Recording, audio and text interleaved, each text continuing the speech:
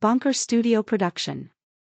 Atomic Habits by James Clear is a practical guide to building good habits and breaking bad ones.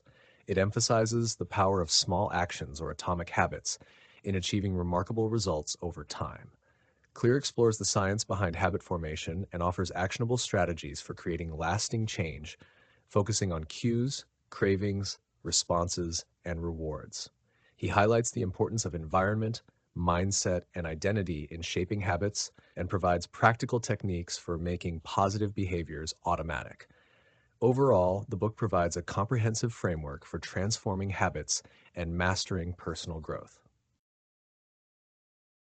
My story. On the last day of my sophomore year in high school, I suffered a traumatic injury when a baseball bat struck me in the face. A classmate swung the bat, lost his grip, and it flew out of his hands, hitting me squarely between the eyes. The impact knocked me out, leaving me with no memory of the incident. The force of the blow was so severe that it crushed my nose into a U shape and caused multiple skull fractures, including 2 shattered eye sockets. The trauma was so intense that it caused my brain to slam against my skull, triggering immediate swelling throughout my head. And when I regained consciousness, I was surrounded by concerned classmates and teachers. I noticed blood on my clothes and used a classmate's offered shirt to stem the bleeding from my nose. Despite the help around me, I didn't realize the severity of my injuries.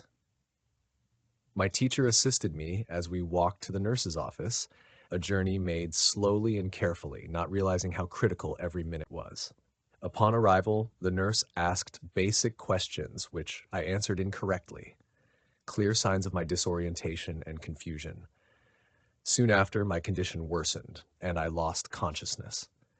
The local hospital quickly determined they couldn't manage my critical condition, prompting an emergency transfer to a larger hospital in Cincinnati via helicopter. My mother accompanied me while my father returned home to care for my siblings and share the distressing news. Upon reaching the hospital, I was admitted to the trauma unit where my condition necessitated a medically induced coma following multiple seizures. This hospital was familiar to my parents, who had spent years here when my sister battled leukemia.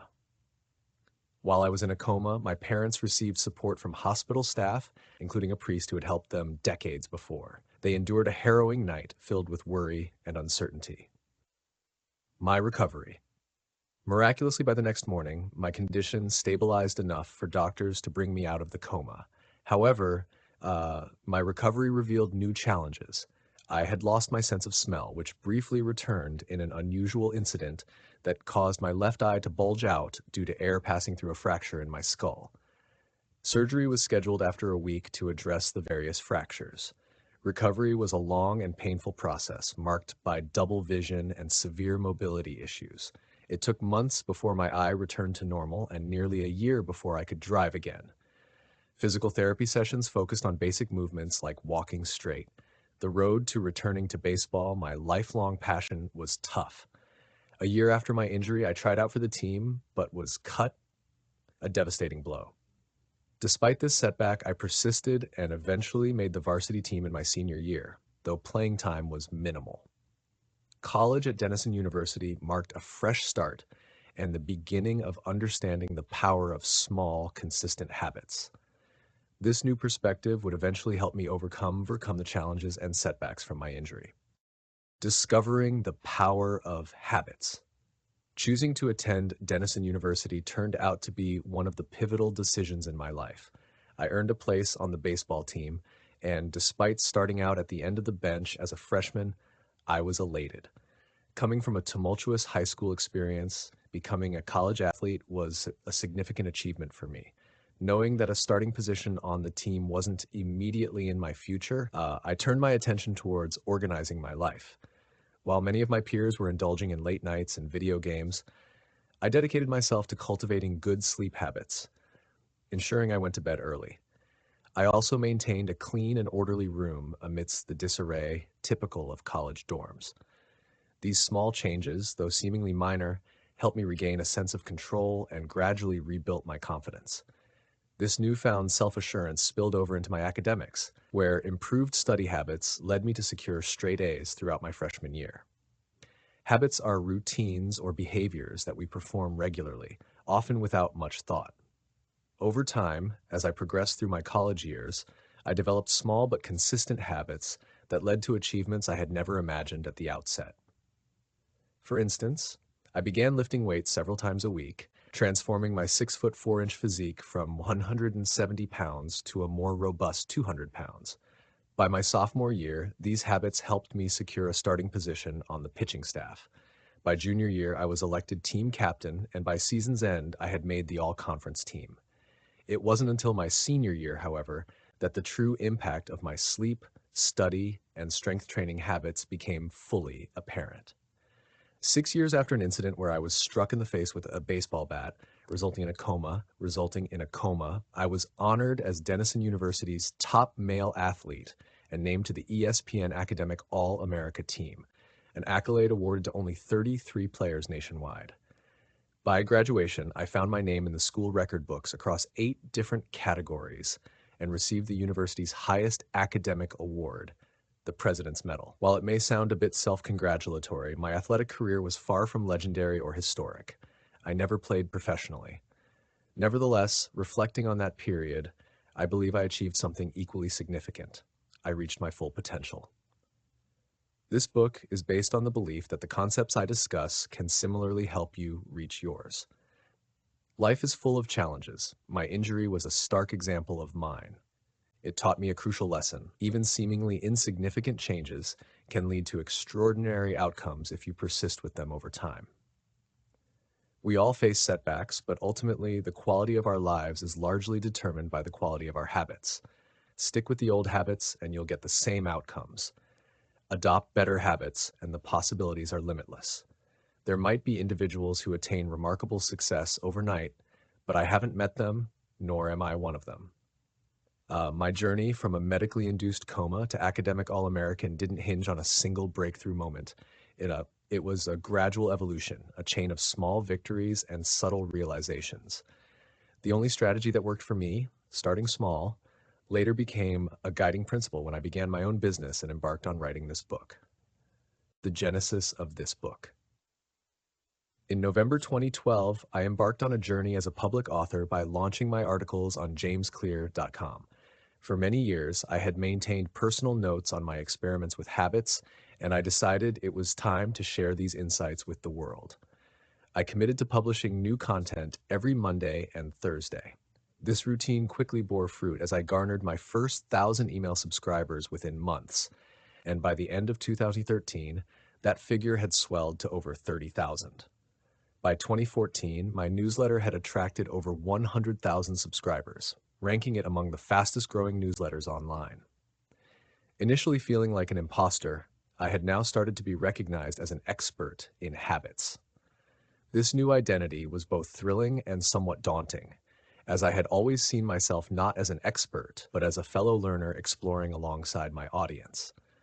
In 2015, my subscriber list doubled to 200,000, and I inked a deal with Penguin Random House to write the book you are currently reading. My growing platform not only expanded my business prospects, but also led to invitations to speak on habit formation, behavior change, and continuous improvement at leading corporations across the US and Europe, delivering keynotes at major conferences. By 2016, my work was regularly featured in top-tier publications like Time, Entrepreneur, and Forbes, reaching over 8 million readers that year. Prominent coaches in the NFL, NBA, and MLB were not only reading my articles, but also sharing them with their teams. In early 2017, I launched the Habits Academy, now the leading training platform for those eager to cultivate better habits in both personal and professional realms. Fortune 500 companies and burgeoning startups alike enrolled their leaders and teams. To date, over 10,000 leaders, managers, coaches, and educators have completed the program, enriching my understanding of practical habit implementation in diverse environments.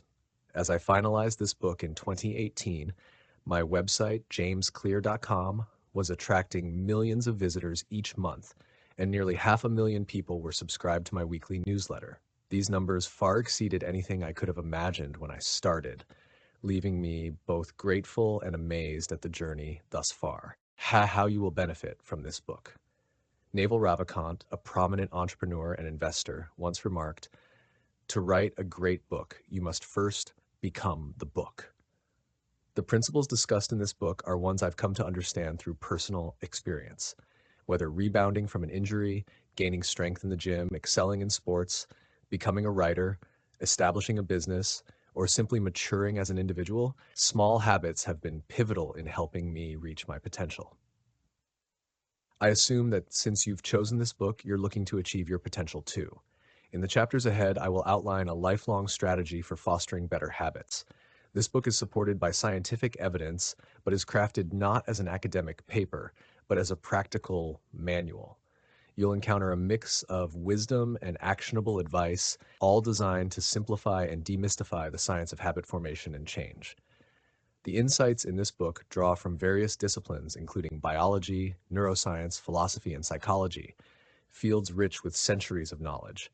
Here, I synthesize timeless wisdom and the latest scientific insights into a guide that's both practical and transformative. Credit the wise insights to the experts who've shaped this knowledge. Any oversights are my own.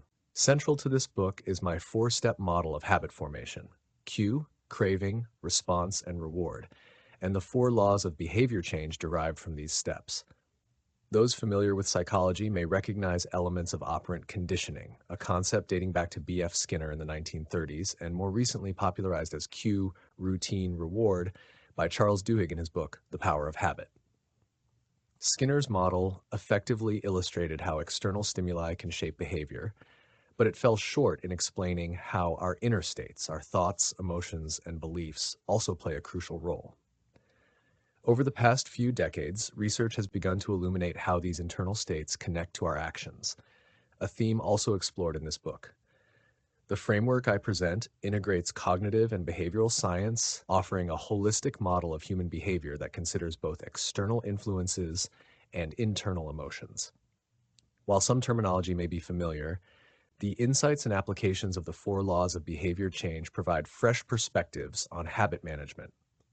Human behavior is fluid, varying by situation and changing from moment to moment. However, this book focuses on what remains constant: the fundamental principles of human behavior. These are the principles you can depend on consistently, whether you're building a business, a family, or shaping your personal life. While there's no single correct way to develop better habits, the approach I share here is competent and adaptable to any starting point or goal, be it related to health, finances, productivity, relationships, or other areas. As long as human behavior is a factor, this book will serve as your roadmap.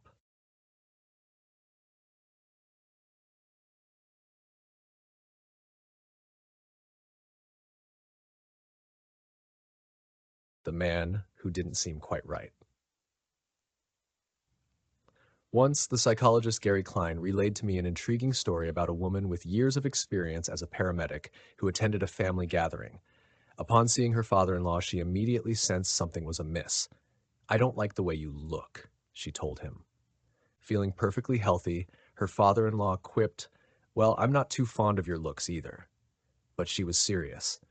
"You need to go to the hospital now," she insisted. Later that day, he was in surgery for a critical arterial blockage, a condition that placed him on the brink of a heart attack. Her sharp intuition, honed from years in emergency medical services, undoubtedly saved his life. What exactly did the paramedic notice? How could she foresee such a dire medical emergency? When significant arteries are blocked, the body instinctively prioritizes blood flow to essential organs over less critical areas, like the skin. This alters facial blood circulation patterns.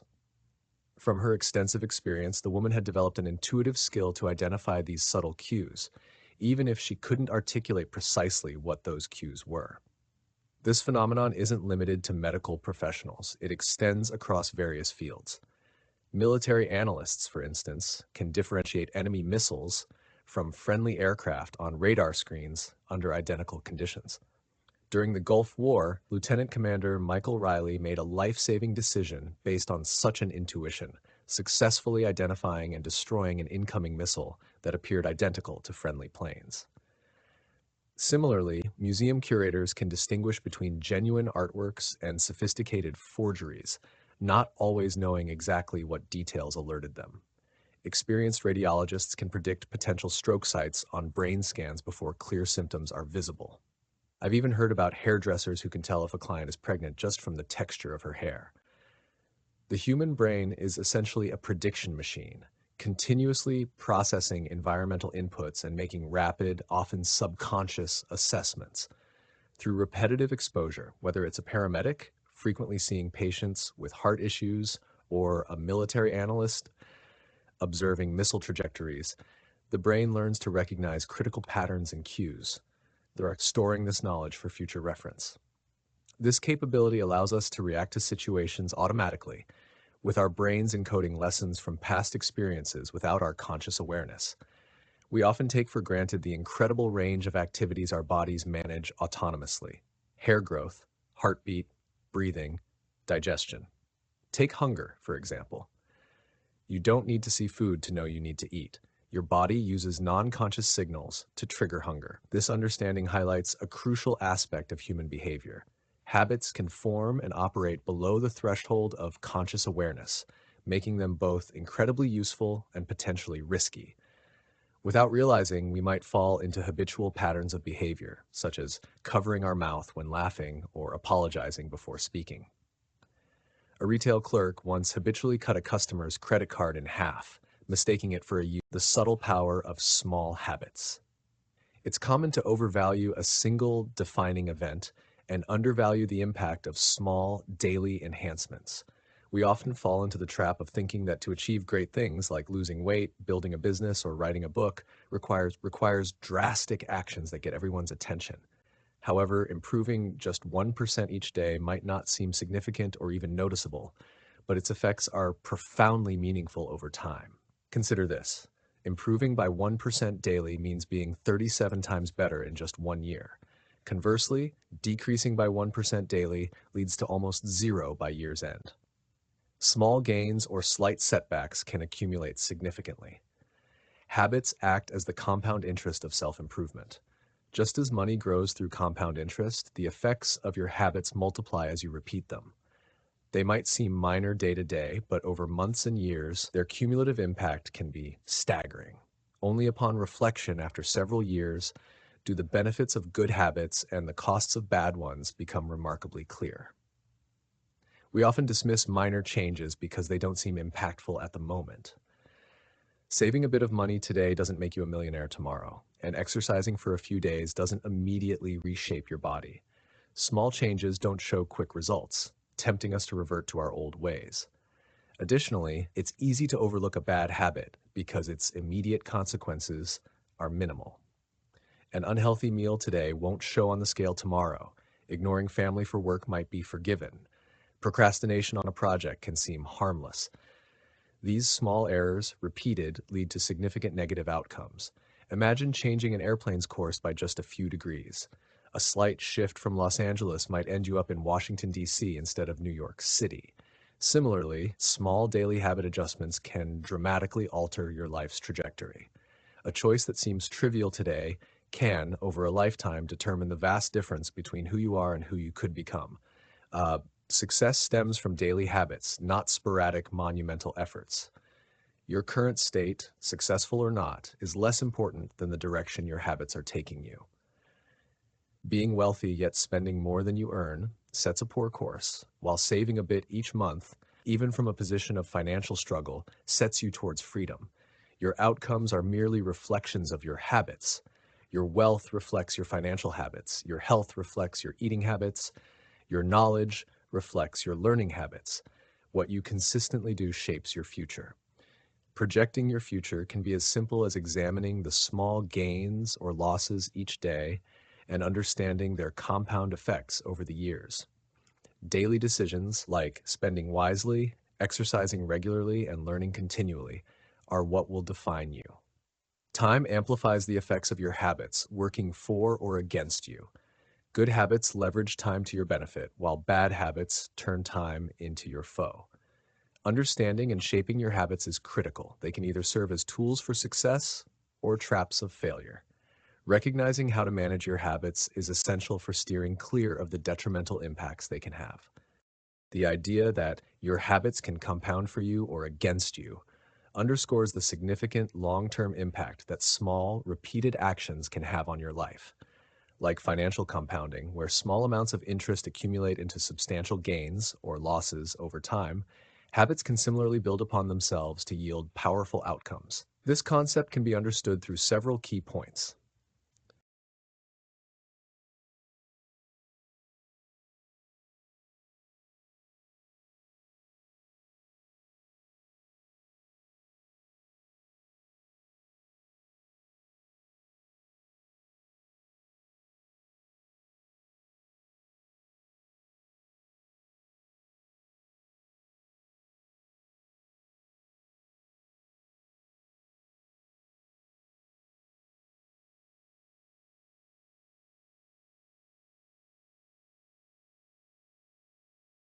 The true nature of progress. Picture this: an ice cube is perched on a table in a chilly room where you can see your breath. It's 25 degrees Fahrenheit. Gradually, the temperature starts to rise. 26 degrees, 27, 28.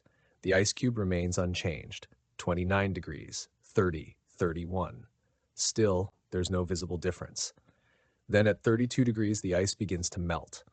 A minor increase of just 1 degree, seemingly indistinguishable from the previous increments, triggers a significant transformation.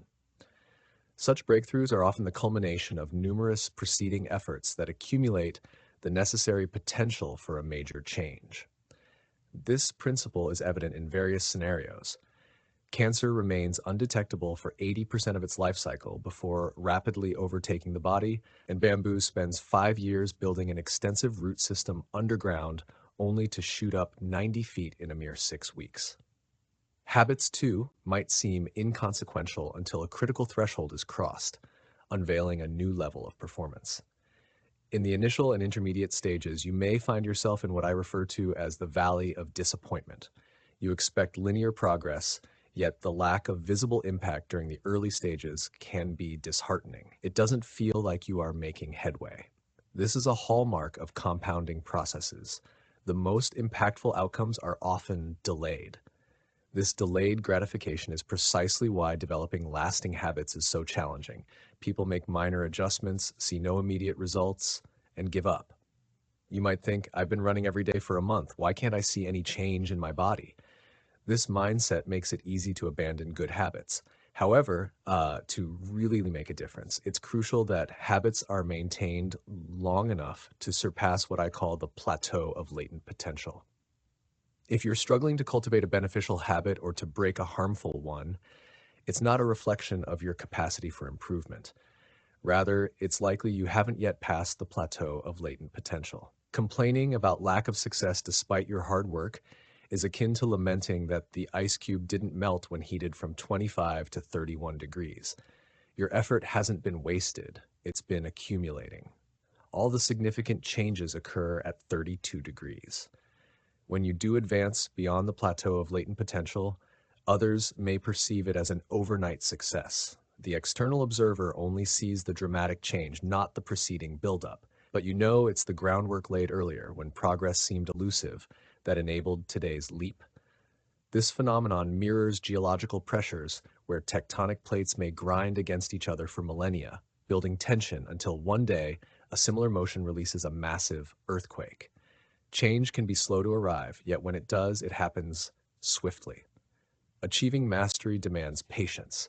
The San Antonio Spurs, one of the most successful NBA teams, are inspired by a quote from social reformer Jacob Riis in their locker room. When nothing seems to help, I go and look at a stonecutter hammering away at his rock, perhaps 100 times without as much as a crack showing in it.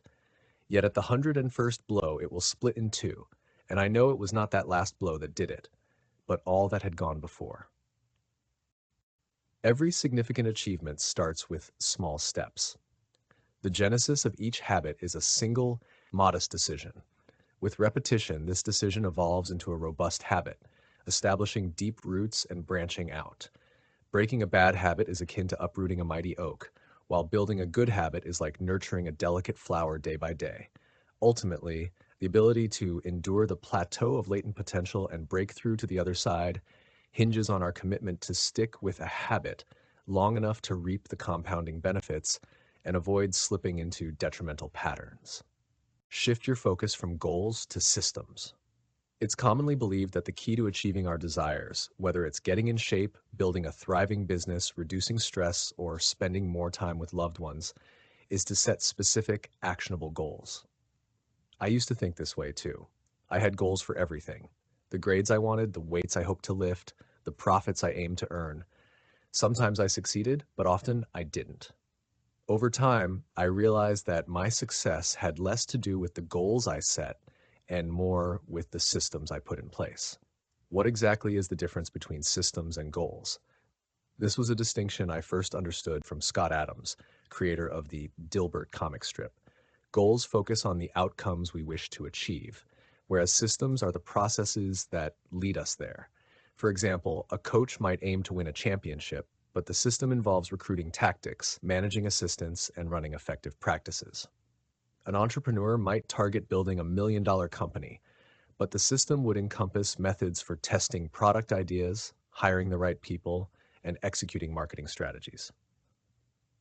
A musician might aim to master a new piece, but their system would involve regular practice, tackling challenging parts step by step, and obtaining feedback from teachers. Now consider this. What if you ignored your goals and concentrated solely on your system? Would you still see success? For instance, if a basketball coach focuses only on enhancing daily practices instead of winning a championship, would the team still perform well? I believe it would. Focusing solely on a game's score won't win the game. Improvement each day will. As Bill Walsh, a three-time Super Bowl champion coach, said, "The score takes care of itself." This principle applies across various aspects of life. If you're after better outcomes, then ignore setting goals and instead refine your system. Does this mean goals are useless? Not at all. Goals are useful for establishing a direction, but systems are what enable us to make continuous progress. Here are some pitfalls of being overly focused on goals. Problem number 1, goals don't distinguish between winners and losers. Both successful and unsuccessful individuals often share the same goals, illustrating the survivorship bias in goal setting. We focus on the winners and attribute their success to ambitious goals, ignoring those who didn't succeed despite similar ambitions. Problem number 2, achieving a goal only brings temporary change. If you clean a messy room, it stays clean only temporarily unless you change the habits that led to the mess in the first place. Solving issues at the system level rather than the result level brings lasting improvement. Problem 3, goals can limit your happiness. Assuming happiness is tied to reaching goals can delay satisfaction until those goals are achieved, which might never happen as expected. Embracing a systems-first approach means you find joy in the process, not just the outcome. Problem number 4, goals may undermine long-term progress. A goal-oriented approach can result in a yo-yo effect, where motivation vanishes after achieving the goal. Systems encourage ongoing engagement and continual improvement. Ultimately, while setting goals is about winning the game, building systems is about continuing to play the game. Adopting a mindset focused on continuous refinement and improvement is more sustainable and rewarding in the long run. A framework of atomic habits. If you find it difficult to change your habits, the issue isn't with you, it's with your system. Repeated failures in habit change aren't a reflection of your desire to improve, but rather a sign of having an ineffective change system. Your performance doesn't peak at your highest goals, but settles at the level of your systems. This book emphasizes focusing on your overarching system rather than isolated goals. This concept taps into the deeper essence of the term atomic. You might have gathered by now that an atomic habit involves a minor adjustment, a slight improvement, about 1%. However, atomic habits aren't just small habits, they are crucial components of a broader system. Much like atoms, which are the essential units of molecules, atomic habits form the foundation for significant outcomes. Habits act as the atoms of our existence. Each habit is a core element that promotes overall advancement. Initially, these small routines may seem trivial, but they soon accumulate, catalyzing larger victories that exponentially surpass the initial efforts invested. These habits are both minor and powerful. The term atomic habits refers to a consistent practice or routine that is small and manageable, yet remarkably potent, serving as an integral part of a system that fosters exponential growth. The interplay of habits and identity. Why do bad habits persist so easily, yet forming good ones seems so challenging? Few things can have as profound an impact on your life as refining your daily habits. Yet, despite your best intentions, you might find yourself stuck in the same routines next year as well. Maintaining good habits consistently often feels like an uphill battle, only sustainable for a few days despite genuine efforts and sporadic motivation. Habits such as exercising, meditating, journaling, and cooking might start strong but quickly turn into burdens. Conversely, once habits take root, they seem to become permanent fixtures, particularly the undesirable ones. Despite our best efforts, habits like eating unhealthy foods, excessive TV watching, procrastination, and smoking can seem unbreakable. Why is changing habits so tough? The challenge lies in two key areas. One, targeting the wrong aspect of our behavior for change. And two, approaching change in an ineffective manner. This chapter will cover the former, with subsequent chapters delving into the latter. Our primary error is often trying to change the wrong aspect of our behavior. To clarify, consider the three layers of change, akin to an onion's structure. 1. Outcomes. This outer layer involves changing your results, losing weight, publishing a book, winning a title. Most goals are tied to this layer. 2. Processes. The middle layer focuses on altering your habits and routines, starting a new workout program, organizing your workspace, or forming a meditation habit. This is where most habit formation efforts concentrate. 3. Identity. The core layer involves shifting your beliefs, your view of the world, your self-concept, and your judgments about yourself and others. This layer underpins most of your beliefs, assumptions, and biases. Outcomes concern what you achieve, processes concern what you do, and identity concerns what you believe. When building lasting habits and aiming for incremental improvements, the issue isn't that one layer is superior to the others. Rather, the challenge is the direction of change. Many people initiate habit changes by focusing on desired outcomes, leading to outcome-based habits. Alternatively, identity-based habits begin by considering who we want to become. Consider two individuals offered a cigarette. The first declines by saying, "No thanks, I'm trying to quit," still identifying as a smoker, while the second says, "No thanks, I am not a smoker," indicating a shift in identity. Often people overlook the importance of identity shifts when setting improvement goals. They think in terms of outcomes and processes without reassessing the underlying beliefs that drive their actions, which can sabotage new goals. Behind every system of actions lies a system of beliefs, whether discussing individuals, organizations, or societies. Incongruent behavior with one's self-concept won't endure. You might desire more wealth or better health, but if your identity aligns with consumption over creation or comfort over achievement, those desires won't translate into lasting habits. An example from Brian Clark, an entrepreneur, illustrates this. Clark had a lifelong habit of nail biting, which he only managed to break after recognizing the pride he could take in well-maintained nails, triggered by his first manicure. This pride in a new aspect of his identity made all the difference. True behavioral change is fundamentally an identity change. Motivation might kickstart a habit, but identity integration keeps it going. The more you identify with an aspect of yourself, the more driven you are to maintain and nurture it. Habit formation reflects broader truths about our self-perception. Actions aligned with your self-concept feel natural, while those that aren't feel forced. This is why believing in an identity aspect, such as being a voter or a runner, makes related actions more effortless. However, identity can also be a double-edged sword. While it can empower positive change, it can also solidify negative traits, making change challenging. Many adhere to identities that limit their growth, resisting actions that conflict with their self-image. Ultimately, identity transformation requires continuous unlearning and updating of beliefs. Understanding how your beliefs shape your actions and redefining aspects of your identity to align with your aspirations is crucial for true, lasting change. This raises critical questions about the origins of our beliefs and identities, and how we can mold them to foster instead of hinder our growth. A two-step guide to transforming your identity. Identity is sculpted by your habits. No one is born with a fixed set of beliefs. Rather, all beliefs, including self-perceptions, are acquired and shaped through experiences. Your habits are tangible expressions of your identity.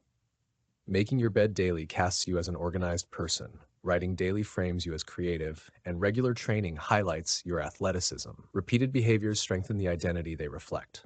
The term identity itself stems from the Latin words essentitas, being, and identidem, repeatedly, signifying your repeated beingness.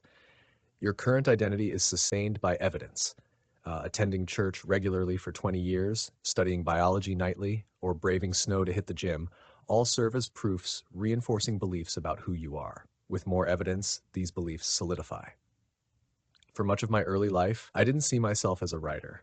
Early on, I was merely average by academic standards. Yet, by consistently publishing articles twice a week, my identity evolved alongside the mounting evidence of my writing.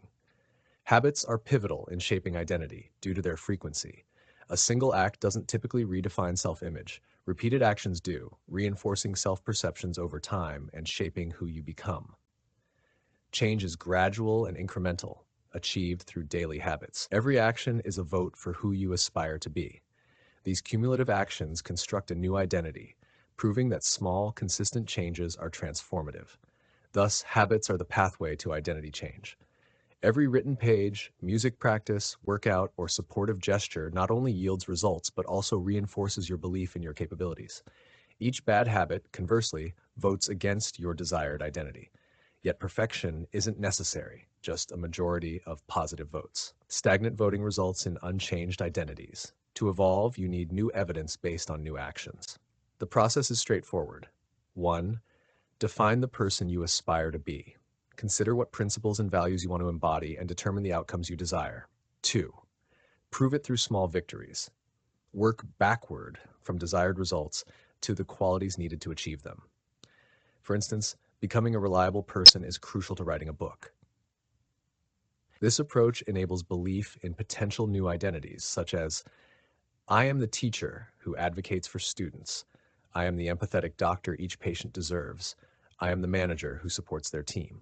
Start small, questioning daily decisions through the lens of your desired identity, like a friend who consistently chose healthier options and transformed her health.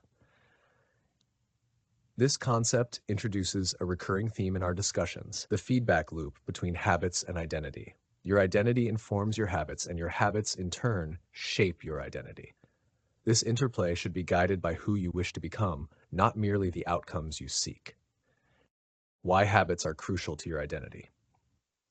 At the heart of habit transformation lies the pivotal role of identity change.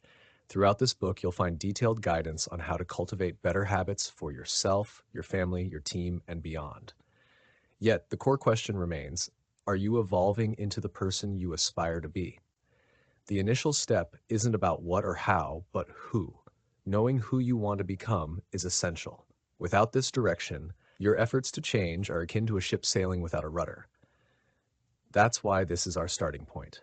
You hold the capability to alter your self-perceptions. Your identity isn't fixed. You face choices at every turn. Each moment presents an opportunity to endorse the identity you seek through the habits you adopt today. This leads us to the underlying aim of this book and the true essence of why habits are significant. Enhancing your habits is not merely about incorporating quick fixes into your daily routine. It goes beyond simple actions like flossing one tooth nightly, taking daily cold showers, or wearing the same clothes. Nor is it solely about achieving outward signs of success, such as earning more money, losing weight, or managing stress. While habits can aid in achieving these outcomes, at their core, they are not about acquisition, but about transformation. Ultimately, the importance of habits lies in their power to shape who you become. They forge the deepest beliefs you hold about yourself. In essence, your habits define you. How to establish effective habits. A 4-step guide, inspired by early psychological research. In 1898, psychologist Edward Thorndike embarked on a series of experiments that would significantly advance our comprehension of habit formation and behavioral guidance. Thorndike's interest lay in observing animal behavior, starting his studies with cats as his subjects. He placed each cat in a specially designed puzzle box that allowed escape through simple mechanisms such as pulling a loop of cord, pressing a lever, or stepping on a platform. For instance, in one version of the puzzle box, a lever needed to be pressed to swing open a door, through which the cat could then sprint towards a waiting bowl of food.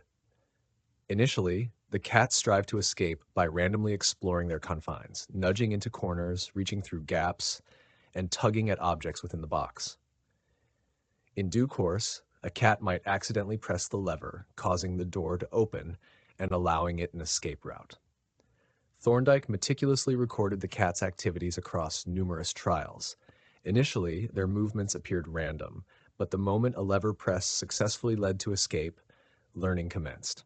Over time, the cat started to connect pressing the lever with the reward of freedom and food. After 20 to 30 trials, this sequence of actions became automatic and habitual, enabling cats to escape in just seconds. For example, Thorndike observed one cat's progression in escape times, noting a significant reduction from 160 seconds in early attempts to as little as 6 seconds in later trials. As the trials progressed, the cats refined their approach, making fewer mistakes and achieving quicker escapes without redundant actions. From his observations, Thorndike formulated a principle of learning. Actions that result in satisfying outcomes are likely to be repeated, while those that yield unpleasant results are avoided. His pioneering research not only sheds light on the mechanisms of habit formation, but also sets the stage for exploring how similar principles apply to human habits. This understanding prompts essential questions about the nature of habits and their purpose in brain function and behavior. Why your brain develops habits. A habit forms when a behavior is repeated enough times to become automatic. The journey of habit formation starts with trial and error. When faced with a new scenario, your brain must decide on a course of action. Initially, like Thorndike's cat experimenting in its environment, you try various approaches to solve a problem. During this exploratory phase, your brain is highly active, assessing the situation and making deliberate choices. You're absorbing a wealth of new information and determining the best approach. Sometimes you might find a solution unexpectedly. Perhaps you're feeling stressed and discover that a run soothes you, or after a taxing day, playing video games helps you unwind. You're constantly exploring until suddenly, a reward hits. Once you experience this reward, your strategy for future encounters begins to change. Your brain starts to note what actions led to the rewarding feeling. This realization triggers a feedback loop essential to all human behavior. Try, fail, learn, and try again. With repeated practice, ineffective actions diminish and effective ones strengthen. This process is how a habit forms. When you repeatedly face a similar problem, your brain automates the solution. As behavioral scientist Jason Freha states, habits are simply reliable solutions to recurring problems in our environment. As habits take hold, brain activity in those areas diminishes. You learn to recognize cues signaling success and ignore irrelevant data. When a similar situation arises, your brain skips the trial and error, applying the rule, if this, then that. This rule becomes a cognitive script that executes automatically when appropriate. Now, feelings of stress instinctively make you want to run. Arriving home from work immediately prompts you to reach for the video game controller. What once required conscious effort has become an automatic response, a habit. Habits are essentially mental shortcuts derived from past experiences, acting as memories of how you previously resolved an issue. When conditions align, these memories enable you to automatically apply the same solutions. Remembering past solutions helps the brain predict and manage future challenges efficiently. Habit formation is crucial because the conscious mind can only focus on one issue at a time, making it a bottleneck. Therefore, the brain continually tries to free up conscious attention for critical tasks by delegating routine tasks to the subconscious. This delegation reduces cognitive load and frees up mental resources for other important activities. Despite their efficiency, some question the benefits of habits, worrying they might dull life by imposing too much routine. This concern is a false dichotomy. Rather than restricting freedom, well-established habits enhance it. Without solid habits, daily decisions can become burdens, leaving less room for freedom. Good habits in areas like finance, health, and learning remove the constant need for decision-making about mundane tasks, thus freeing up time and mental energy for creativity and new pursuits. In essence, well-formed habits prepare you to tackle new challenges and opportunities, allowing for greater freedom and creativity in the future. Understanding the mechanics of habit formation. The development of a habit involves 4 clear steps: cue, craving, response, and reward. Exploring these fundamental components helps us grasp the essence of habits, their operational mechanics, and ways to enhance them. This 4-step sequence forms the core structure underlying every habit, with the brain executing these steps in the same sequence each time. Initially, there is the cue, which activates the brain to start a behavior. This cue is a piece of information suggesting the potential for a reward. Historically, our ancestors focused on cues that indicated vital resources like food, water, and mates. Nowadays, our cues are often linked to secondary rewards, such as money, fame, social status, approval, relationships, or personal fulfillment. These modern pursuits still ultimately tie back to enhancing our survival and reproductive success. Our brains constantly scan both internal and external environments for indicators of potential rewards. The presence of a cue signals the proximity to a reward, naturally leading to a craving. Cravings represent the second step and are the driving force of all habits. Without some form of desire or motivation, without a craving for change, there is no impulse to act. The object of a craving is not the habit itself, but rather the transformation in state it brings about. For instance, the goal isn't to smoke a cigarette, but to feel relief, not to brush teeth, but to enjoy a clean mouth, and not to watch TV, but to be entertained. Each craving stems from a desire to alter our internal condition, a critical concept we'll delve deeper into later. Cravings vary widely among individuals. While a particular cue might intensely motivate one person, it may go unnoticed by another. The interpretation of cues through personal thoughts, feelings, and emotions turns them into meaningful cravings. The third step is the response, the actual habit carried out, which could be a thought or an action. Whether the response occurs depends on the level of motivation and the effort required for the behavior. Additionally, the feasibility of performing the habit plays a role. For example, you can't dunk a basketball if you're unable to jump high enough. Finally, the reward follows the response. Rewards are the ultimate aim of every habit. They fulfill 2 key roles: satisfying the initial craving and teaching us which actions are beneficial to remember. Initially, rewards like food, promotions, or physical fitness provide tangible benefits. More immediately, however, they satisfy our cravings, offering temporary contentment and alleviation of the craving. Moreover, rewards play an educational role by teaching us which actions are valuable through sensations of pleasure or disappointment. This feedback helps the brain differentiate between useful and non-useful actions, thereby completing the habit loop. If any of the 4 stages is lacking, the behavior will not solidify into a habit. Without the cue, there's no start. Without sufficient craving, there's no motivation to act. Without an achievable response, the action is too daunting. And without a satisfying reward, there's no incentive to repeat the behavior. All 4 stages are essential for a behavior to not only occur, but also be sustained over time. In summary, a cue initiates a craving, leading to a response that results in a reward.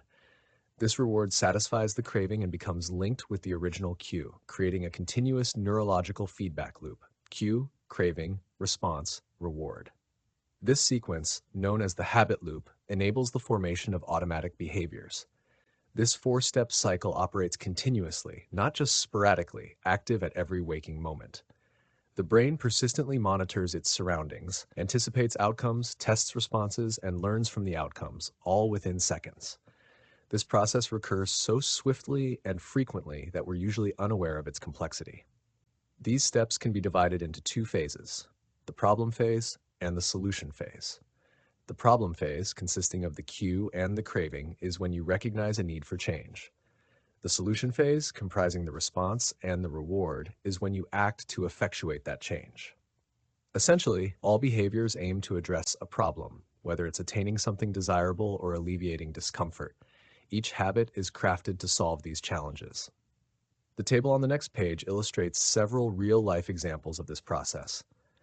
Consider the simple act of entering a dark room and turning on the light. This habit has become so ingrained that it unfolds automatically, the entire cycle executing in mere moments. The impulse to act is nearly instinctive. By adulthood, many such habitual actions go unnoticed. Few of us reflect on daily routines like tying the same shoe first each morning, unplugging the toaster after use, or slipping into comfy clothes after work. Years of mental conditioning have ingrained these habits so deeply that they occur without conscious thought. The four laws of behavior change. In upcoming chapters, we'll repeatedly observe how the four stages, cue, craving, response, and reward, profoundly impact our daily actions. Before we explore these stages in depth, let's frame them into a usable blueprint for fostering beneficial habits and discarding detrimental ones. This blueprint is what I call the four laws of behavior change. It offers a straightforward set of guidelines for developing positive habits and breaking negative ones. Consider each law as a lever that, when correctly positioned, can facilitate effortless habit formation.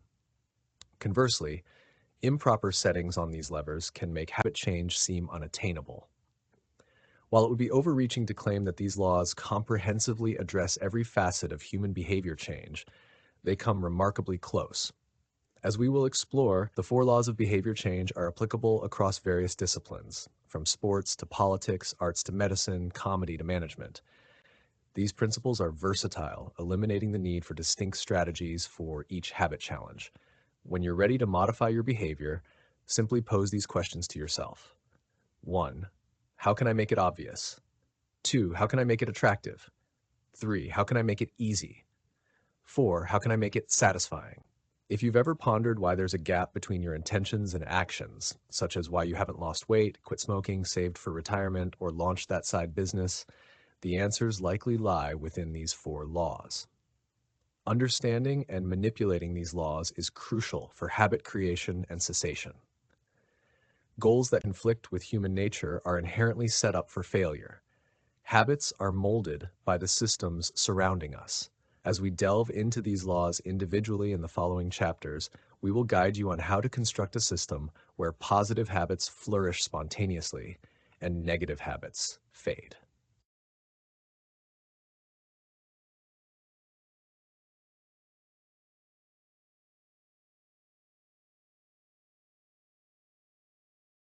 The man who didn't seem quite right.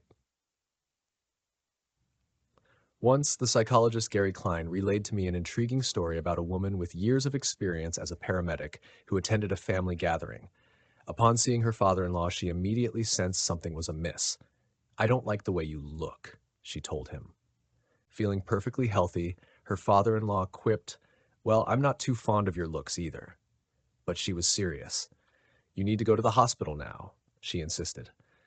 Later that day, he was in surgery for a critical arterial blockage, a condition that placed him on the brink of a heart attack. Her sharp intuition, honed from years in emergency medical services, undoubtedly saved his life. What exactly did the paramedic notice? How could she foresee such a dire medical emergency? When significant arteries are blocked, the body instinctively prioritizes blood flow to essential organs over less critical areas, like the skin. This alters facial blood circulation patterns. From her extensive experience, the woman had developed an intuitive skill to identify these subtle cues, even if she couldn't articulate precisely what those cues were. This phenomenon isn't limited to medical professionals. It extends across various fields. Military analysts, for instance, can differentiate enemy missiles from friendly aircraft on radar screens under identical conditions. During the Gulf War, Lieutenant Commander Michael Riley made a life-saving decision based on such an intuition, successfully identifying and destroying an incoming missile that appeared identical to friendly planes. Similarly, museum curators can distinguish between genuine artworks and sophisticated forgeries, not always knowing exactly what details alerted them. Experienced radiologists can predict potential stroke sites on brain scans before clear symptoms are visible. I've even heard about hairdressers who can tell if a client is pregnant just from the texture of her hair. The human brain is essentially a prediction machine, continuously processing environmental inputs and making rapid, often subconscious assessments. Through repetitive exposure, whether it's a paramedic, frequently seeing patients with heart issues, or a military analyst observing missile trajectories, the brain learns to recognize critical patterns and cues. They're storing this knowledge for future reference. This capability allows us to react to situations automatically, with our brains encoding lessons from past experiences without our conscious awareness. We often take for granted the incredible range of activities our bodies manage autonomously: hair growth, heartbeat, breathing, digestion. Take hunger, for example. You don't need to see food to know you need to eat. Your body uses non-conscious signals to trigger hunger. This understanding highlights a crucial aspect of human behavior. Habits can form and operate below the threshold of conscious awareness, making them both incredibly useful and potentially risky. Without realizing, we might fall into habitual patterns of behavior, such as covering our mouth when laughing or apologizing before speaking.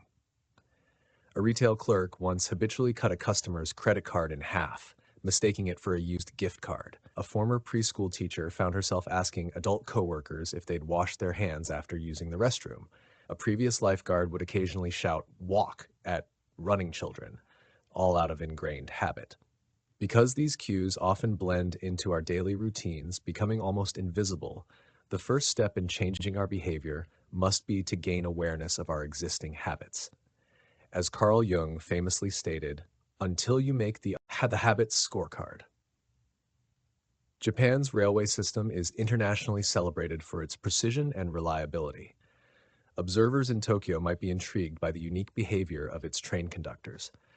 As they operate the train, conductors engage in a methodical practice of pointing at various instruments and audibly confirming their status.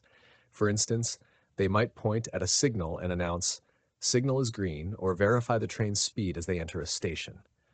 Similarly, platform staff ensure safety by signaling "all clear" before a train departs. This practice, called pointing and calling, significantly enhances safety by reducing errors and accidents, a strategy so effective that it inspired a modified adaptation in New York City's subway system. Pointing and calling works by transforming routine operations from unconscious actions to conscious acknowledgments. This method requires using multiple senses simultaneously, which dramatically lowers the risk of oversight. In a personal context, my wife uses a similar tactic. Before we leave for a trip, she verbally checks off essential items like keys, wallet, and glasses, and humorously, her husband.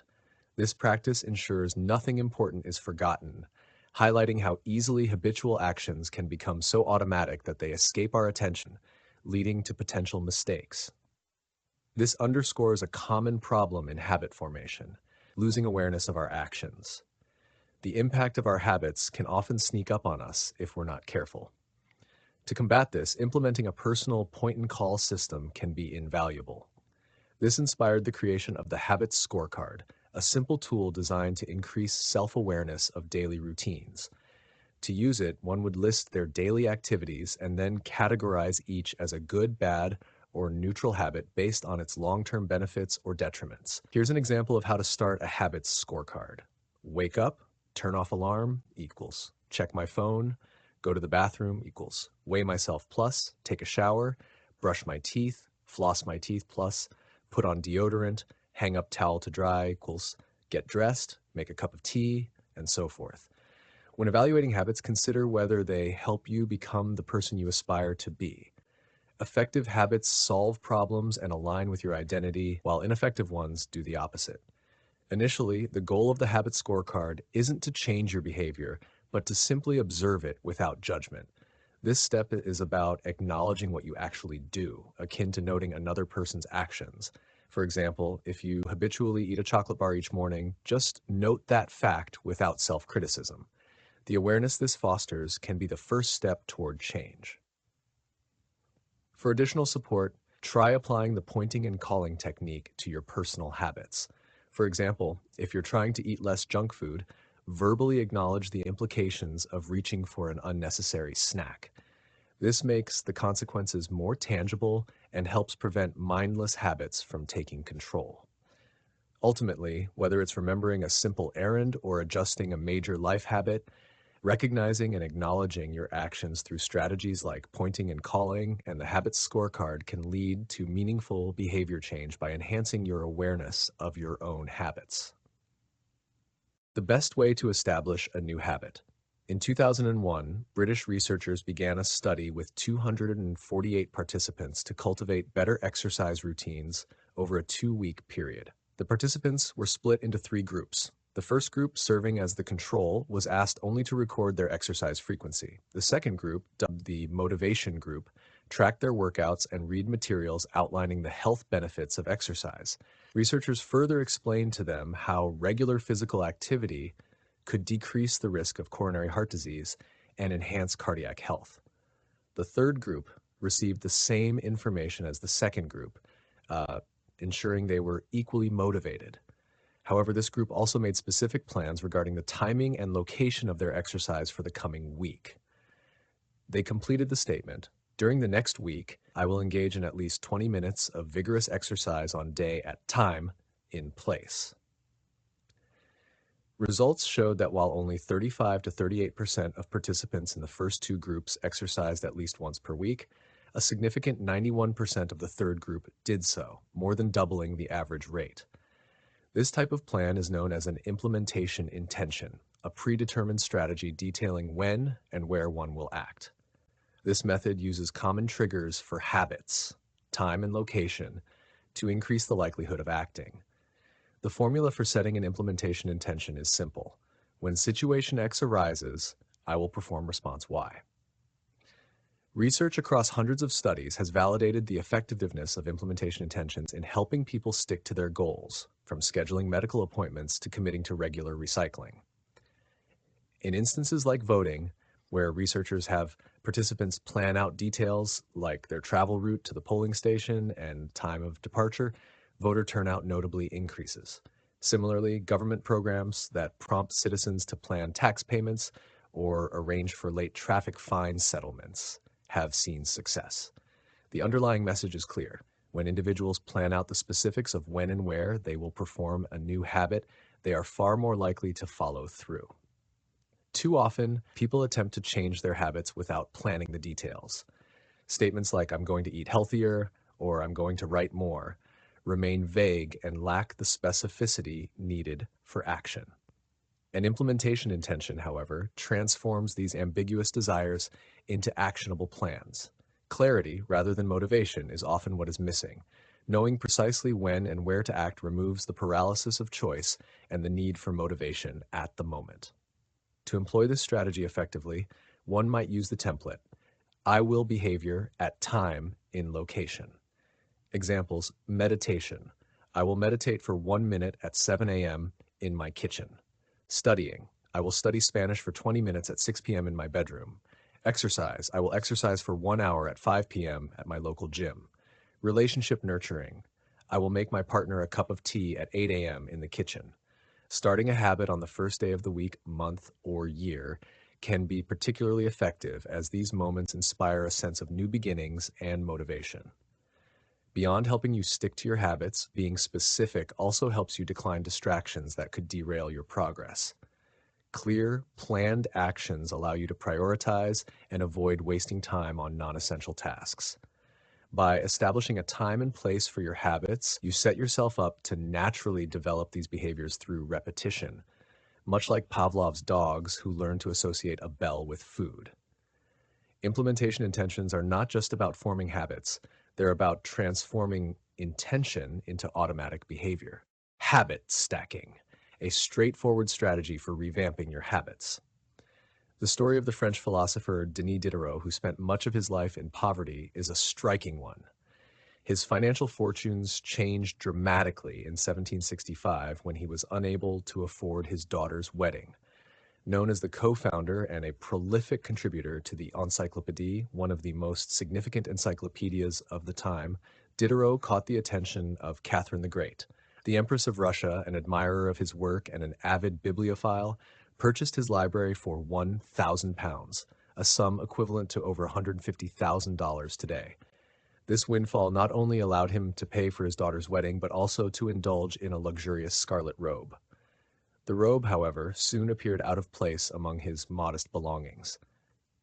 Diderot wrote about the lack of harmony and beauty between his elegant new robe and his other possessions. This discrepancy led him to replace his old items with more luxurious ones, including a Damascus rug and a leather chair. This sequence of upgrades, where one new item led to another, illustrates what is now known as the Diderot effect. Acquiring a new possession often triggers further consumption. This phenomenon is visible in many aspects of life. Buying a new dress might lead to purchasing matching shoes and earrings, or a new couch might prompt a complete living room redesign. This chain reaction of purchasing isn't limited to objects, it extends to behaviors as well. The end of one action frequently sets the stage for the next, creating a linked sequence of activities. Understanding this behavior linkage is crucial when forming new habits.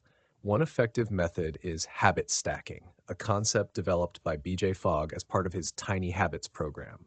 This strategy involves adding a new habit to an already established one, using the existing habit as a trigger for the new behavior. The formula for habit stacking is simple. After current habit, I will new habit. Examples include, after pouring morning coffee, meditate for 1 minute. After removing work shoes, immediately change into workout attire. After sitting down for dinner, express gratitude for one positive event of the day. After getting into bed, kiss your partner goodnight. After lacing up running shoes, text a friend or family member your running route and expected duration. These small additions can be built into larger routines, leveraging the natural momentum of connected behaviors. For instance, morning routine. After morning coffee, meditate for 1 minute. After meditation, write a to-do list. After writing, start the first task on that list. Evening routine. Evening routine. After dinner, place dishes in the dishwasher. After stowing dishes, clean the counter. After cleaning, prepare the coffee mug for the next morning. For new behaviors to take root, they must be tied to highly specific and actionable cues. For example, instead of the vague do push-ups during lunch, specify do 10 push-ups next to my desk when I close my laptop for lunch. This clarity reduces ambiguity and increases the likelihood of the behavior becoming habitual.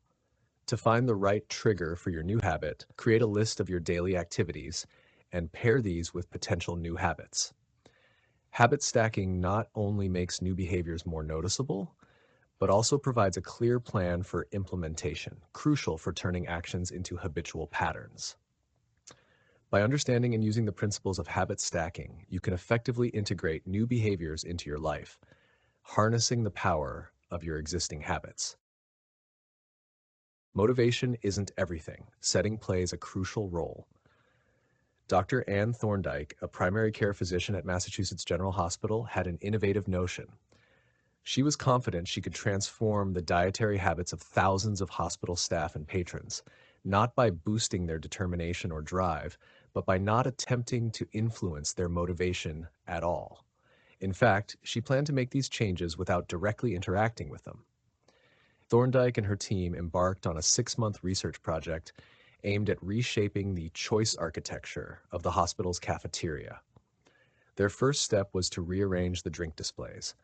Originally, the fridges by the cash registers only stocked soda.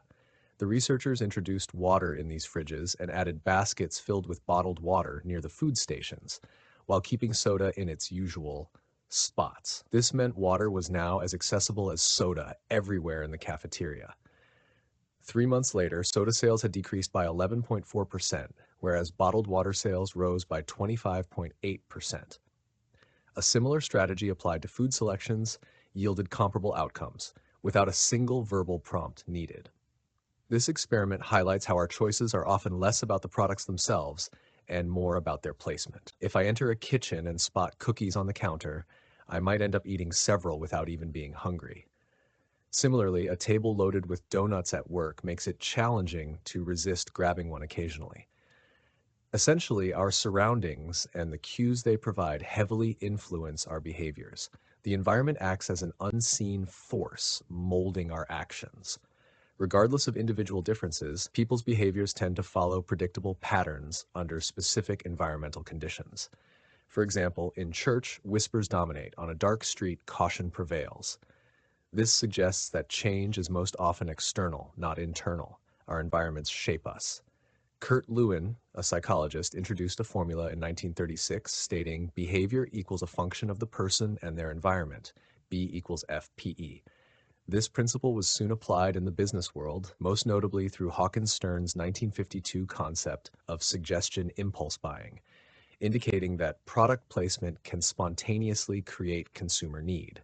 For instance, items placed at eye level are more likely to be bought than those lower down, and end caps on aisles, which see high traffic, significantly increase sales for featured products like Coca-Cola. Our decisions, from drinking Bud Light to frequenting Starbucks, are often driven by what's most visibly available rather than pure choice. Like other creatures, humans have evolved to respond to their environment through specialized senses. Vision, being our dominant sensory pathway, heavily influences our behavior due to its primacy in our neurobiological wiring. Fortunately, we are not merely passive recipients of environmental influences. We can also shape them. By strategically designing our surroundings, we can foster more productive behaviors and suppress undesirable ones. Designing your environment for success. In the 1970s, during an energy crisis and oil embargo, Dutch researchers focused on energy consumption patterns in a suburb near Amsterdam. They discovered a significant variance. Some homeowners were using 30% less energy than their neighbors, even though their homes were similarly sized and paid the same for electricity. The primary difference? The location of the electrical meters. Homes with meters in the main hallway rather than hidden in the basement showed reduced electricity use. The visibility and accessibility of these meters made residents more aware and encouraged energy-saving behaviors. This phenomenon illustrates a broader principle. Our behaviors are often triggered by our environment's cues. The more visible and accessible a cue, the more likely it is to influence our actions. For instance, if a guitar is stored out of sight, it's easier to neglect practicing. Similarly, books tucked away in a rarely visited room are less likely to be read. On the flip side, clear visual cues can promote positive habits. An inventive example comes from Schiphol Airport in Amsterdam, where placing small stickers resembling flies at the center of urinals improved men's aim, significantly reducing spillage and cleaning costs by 8% annually. I've seen the effects of this principle in my own life. Apples stored out of sight in the refrigerator tended to be forgotten and spoil. By placing them in a central fruit bowl on the kitchen counter, they became a visible and convenient snack option, leading me to eat them more regularly. Here are strategies to make habit cues more prominent in your environment. Place your medication bottle next to your bathroom sink to remind you to take it nightly. Keep your guitar on a stand in your living room to encourage more frequent practice. Store stationery on your desk to make sending thank you notes more accessible. Distribute water bottles around your home to increase your daily water intake. To make a habit integral to your lifestyle, integrate its triggers into your environment extensively. Just as a smoker might find multiple prompts for smoking, you can create numerous cues for positive habits. Implementing effective environment design involves more than just adjusting to the world created by others. It's about actively designing your spaces to foster beneficial behaviors and diminish negative ones. By becoming proactive in how your environment is structured, you transform from being merely a consumer to being the architect of your life. This approach not only changes how you interact with your world, but empowers you to take control and shape your destiny. Context as the key to habits. The triggers for our habits may initially be quite specific, but eventually they become linked not just to a single stimulus, but to the entire context surrounding the behavior. For instance, drinking behavior often escalates in social settings compared to when one is alone. The trigger isn't just one element, but the entire scenario. The act of friends ordering drinks, the bar's ambiance, and the visible array of beverages. We tend to anchor our habits to specific places: home, office, gym. Each setting fosters a unique set of behaviors and routines tied to it. The relationship we develop with the objects in these spaces, like the items on our desk or kitchen counter, shapes our behaviors more than the objects themselves. This perspective shifts how we view our environments. Rather than seeing them as collections of objects, we should view them as networks of relationships. Our interactions with these spaces shape our habits. For example, one person's couch might be where they read each night, while for another, it's where they watch TV and snack. Fortunately, we can condition ourselves to associate certain habits with specific contexts. In one study, insomniacs were advised to go to bed only when sleepy and to leave the bedroom if unable to sleep. Eventually, their beds became strongly associated with sleep, making it easier to fall asleep upon going to bed. Changing habits can be easier in a new environment since it lacks the familiar triggers of old habits. Trying out a new coffee shop or a different spot in the park can help establish new routines. It's simpler to develop a new habit in a fresh context than to change a habit amid old cues. For instance, it's tough to sleep early if you usually watch TV in your bedroom. Similarly, studying in a room where you typically play video games can be distracting. Changing your environment helps bypass these old cues, allowing new habits to form unimpeded. For creative thinking, changing your physical surroundings, moving to a larger room or a place with expansive views can shift your mindset. Eating healthier might mean shopping at a different grocery store to disrupt autopilot behaviors. When changing locations isn't possible, redefining or rearranging your existing space can help. Create distinct areas for different activities. This approach helped me as an entrepreneur when I managed to designate a separate room as my office, which clearly separated work from personal life. Whenever possible, keep the contexts of different habits separate to prevent them from blending, as this can dilute the effectiveness of each. Technology exemplifies this challenge, as the versatility of devices like smartphones makes it hard to link them with specific tasks. In constrained spaces, such as a small apartment, define distinct zones for different activities. Similarly, assign specific devices for particular uses, like a computer for work, a tablet for reading, and a phone for social interactions. By sticking to these strategies, each context will foster specific habits and modes of thought. Habits prosper under stable and predictable conditions, just as focus sharpens at a dedicated work desk and relaxation comes easily in a designated quiet space. To foster consistent and stable behaviors, the environment itself must be stable and predictable, with a clear purpose for every space. The key to mastering self-control. In 1971, amidst the prolonged Vietnam War, Congressman Robert Steele from Connecticut and Morgan Murphy from Illinois uncovered a startling fact. Over 15% of the U.S. soldiers in Vietnam were addicted to heroin. Further investigation showed that the situation was even graver, with 35% having tried heroin and around 20% currently addicted. This revelation prompted urgent actions in Washington, leading to the establishment of the Special Action Office of Drug Abuse Prevention by President Nixon. This initiative focused on both prevention and rehabilitation and closely monitored the returning soldiers. The research led by Lee Robbins upended the existing assumptions about addiction.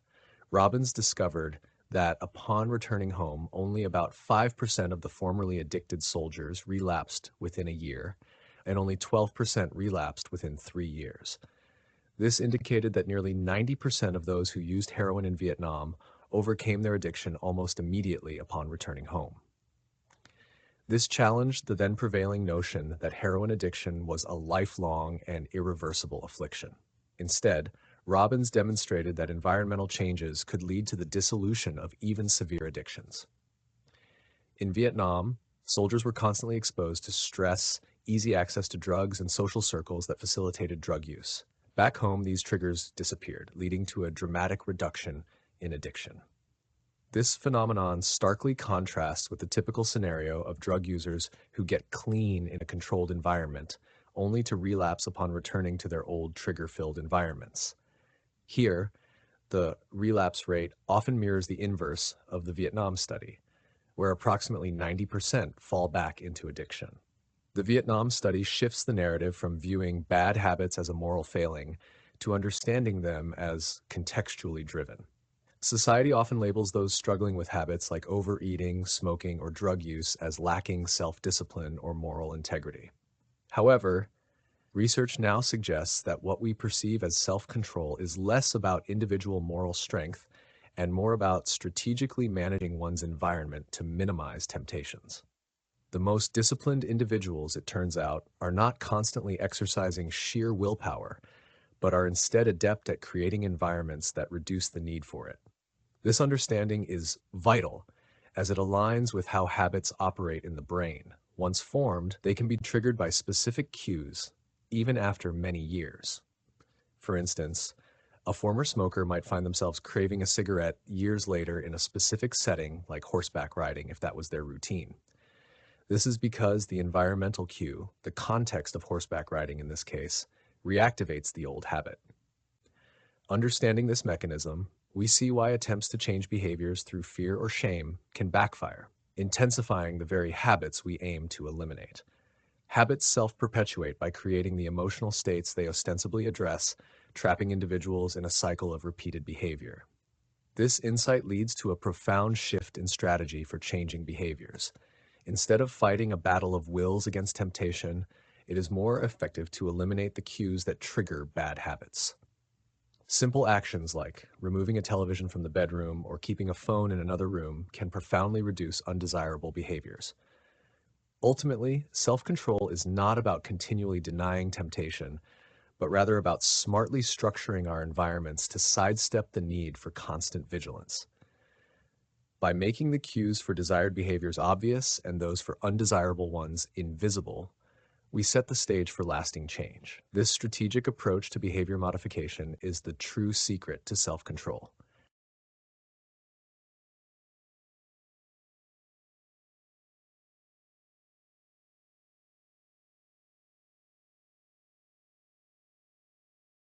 Making a habit irresistible, lessons from Nico Tinbergen. In the 1940s, a Dutch scientist named Nico Tinbergen conducted groundbreaking experiments on herring gulls, earning him a Nobel Prize. These experiments shed light on the driving forces behind animal behavior, which also apply to humans. Tinbergen observed that herring gull chicks instinctively pecked at the red dot on their parents' beaks to indicate hunger. Curiously, when presented with artificial beaks bearing larger or multiple red dots, the chicks pecked even more vigorously, suggesting that an exaggerated cue triggered a stronger response. This principle of exaggerated cues, termed supernormal stimuli, explains much about both animal and human behavior.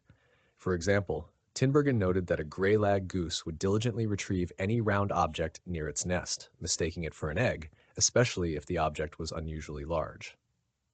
Humans are similarly influenced by heightened versions of reality. Our evolved preferences for salt, sugar, and fat, once survival mechanisms, are now exploited by the food industry to create irresistibly tempting junk food. These ingredients were scarce and valuable during our hunter-gatherer days, but today, their abundance combined with our unchanged biological impulses leads to overconsumption. Food scientists meticulously craft products to maximize appeal, using techniques like optimizing texture, orosensation, and combining contrasting sensations, dynamic contrast, to create foods that continually engage our interest. The bliss point is a formulation specifically designed to trigger the maximum pleasure response, making these foods particularly habit-forming. This exploitation of our predilection for supernormal stimuli extends beyond food. In retail, exaggerated physical features on mannequins enhance clothing appeal. Social media platforms provide rapid-fire affirmation that outpaces real-life interactions. Even pornography presents an unrealistic frequency of sexually exciting scenarios. These are all examples of how modern life bombards us with hyper-stimulating versions of naturally appealing things, pushing our instincts to the extreme. These insights lead us to the second law of behavior change: make it attractive. The more appealing an activity or object is, the more likely it is to become a habit. As we look to the future, it's clear that the trend is towards increasingly concentrated forms of pleasure and reward, making these stimuli even harder to resist. To make a habit irresistible, it is crucial to understand and harness the mechanics of craving, primarily through the dopamine system in our brain. By recognizing the role of dopamine in habit formation, researchers have the capability to pinpoint the exact moment a craving starts by observing the levels of a neurotransmitter known as dopamine. This was first highlighted in a pivotal 1954 study by neuroscientists James Olds and Peter Milner, who demonstrated the neurological underpinnings of craving and desire. In their experiments, they inserted electrodes into the brains of rats to block dopamine release, leading to a startling discovery. The rats ceased engaging in essential life activities such as eating and mating, and showed no signs of cravings. They eventually died from dehydration. Subsequent experiments involved inhibiting dopamine in the brain while introducing sugar to the rats. Despite the dopamine blockage, the rats still showed signs of enjoying the sugar indicated by pleasurable expressions, yet they no longer sought it out. While their capacity for pleasure remained intact, their desire vanished, leading to a cessation of action. Conversely, when other researchers stimulated the brain's reward system with high doses of dopamine, it resulted in animals rapidly accelerating their habit-driven behaviors. For instance, mice injected with dopamine when they touched a sensor in a box developed an intense compulsion, reaching up to 800 activations per hour. This phenomenon mirrors human behaviors, such as slot machine players who can engage in up to 600 spins per hour. This illustrates that habits are propelled by a dopamine-driven feedback loop. All behaviors that are highly addictive, such as drug use, overeating, gaming, and extensive social media browsing, trigger elevated dopamine levels.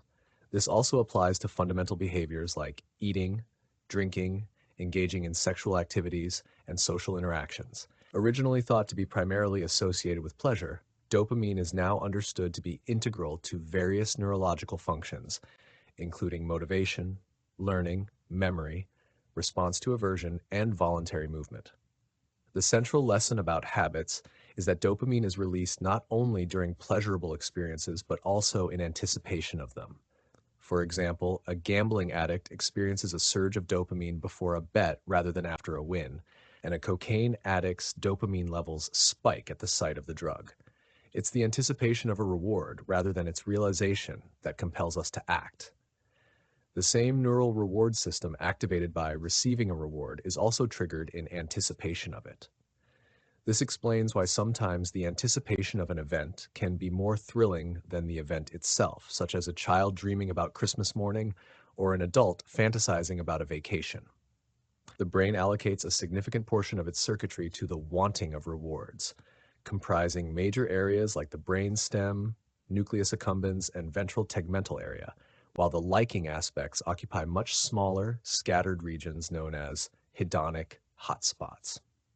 This disproportion highlights the critical role that desire plays in driving behavior, demonstrating that actions are motivated by the anticipation they precede. Understanding this can profoundly affect how we approach behavior change, emphasizing the need to make our habits appealing.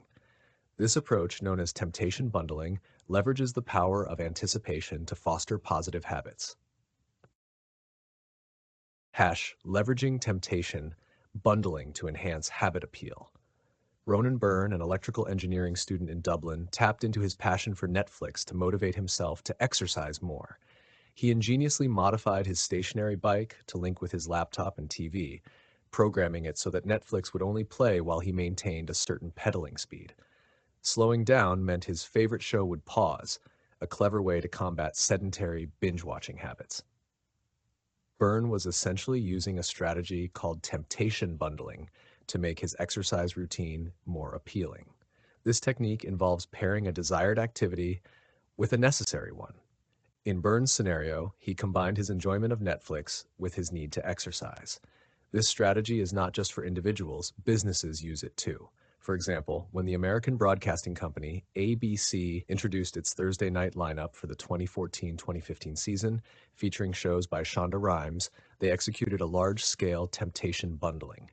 Dubbing the event TGIT on ABC, Thank God It's Thursday, they encouraged viewers to unwind with popcorn and red wine while watching.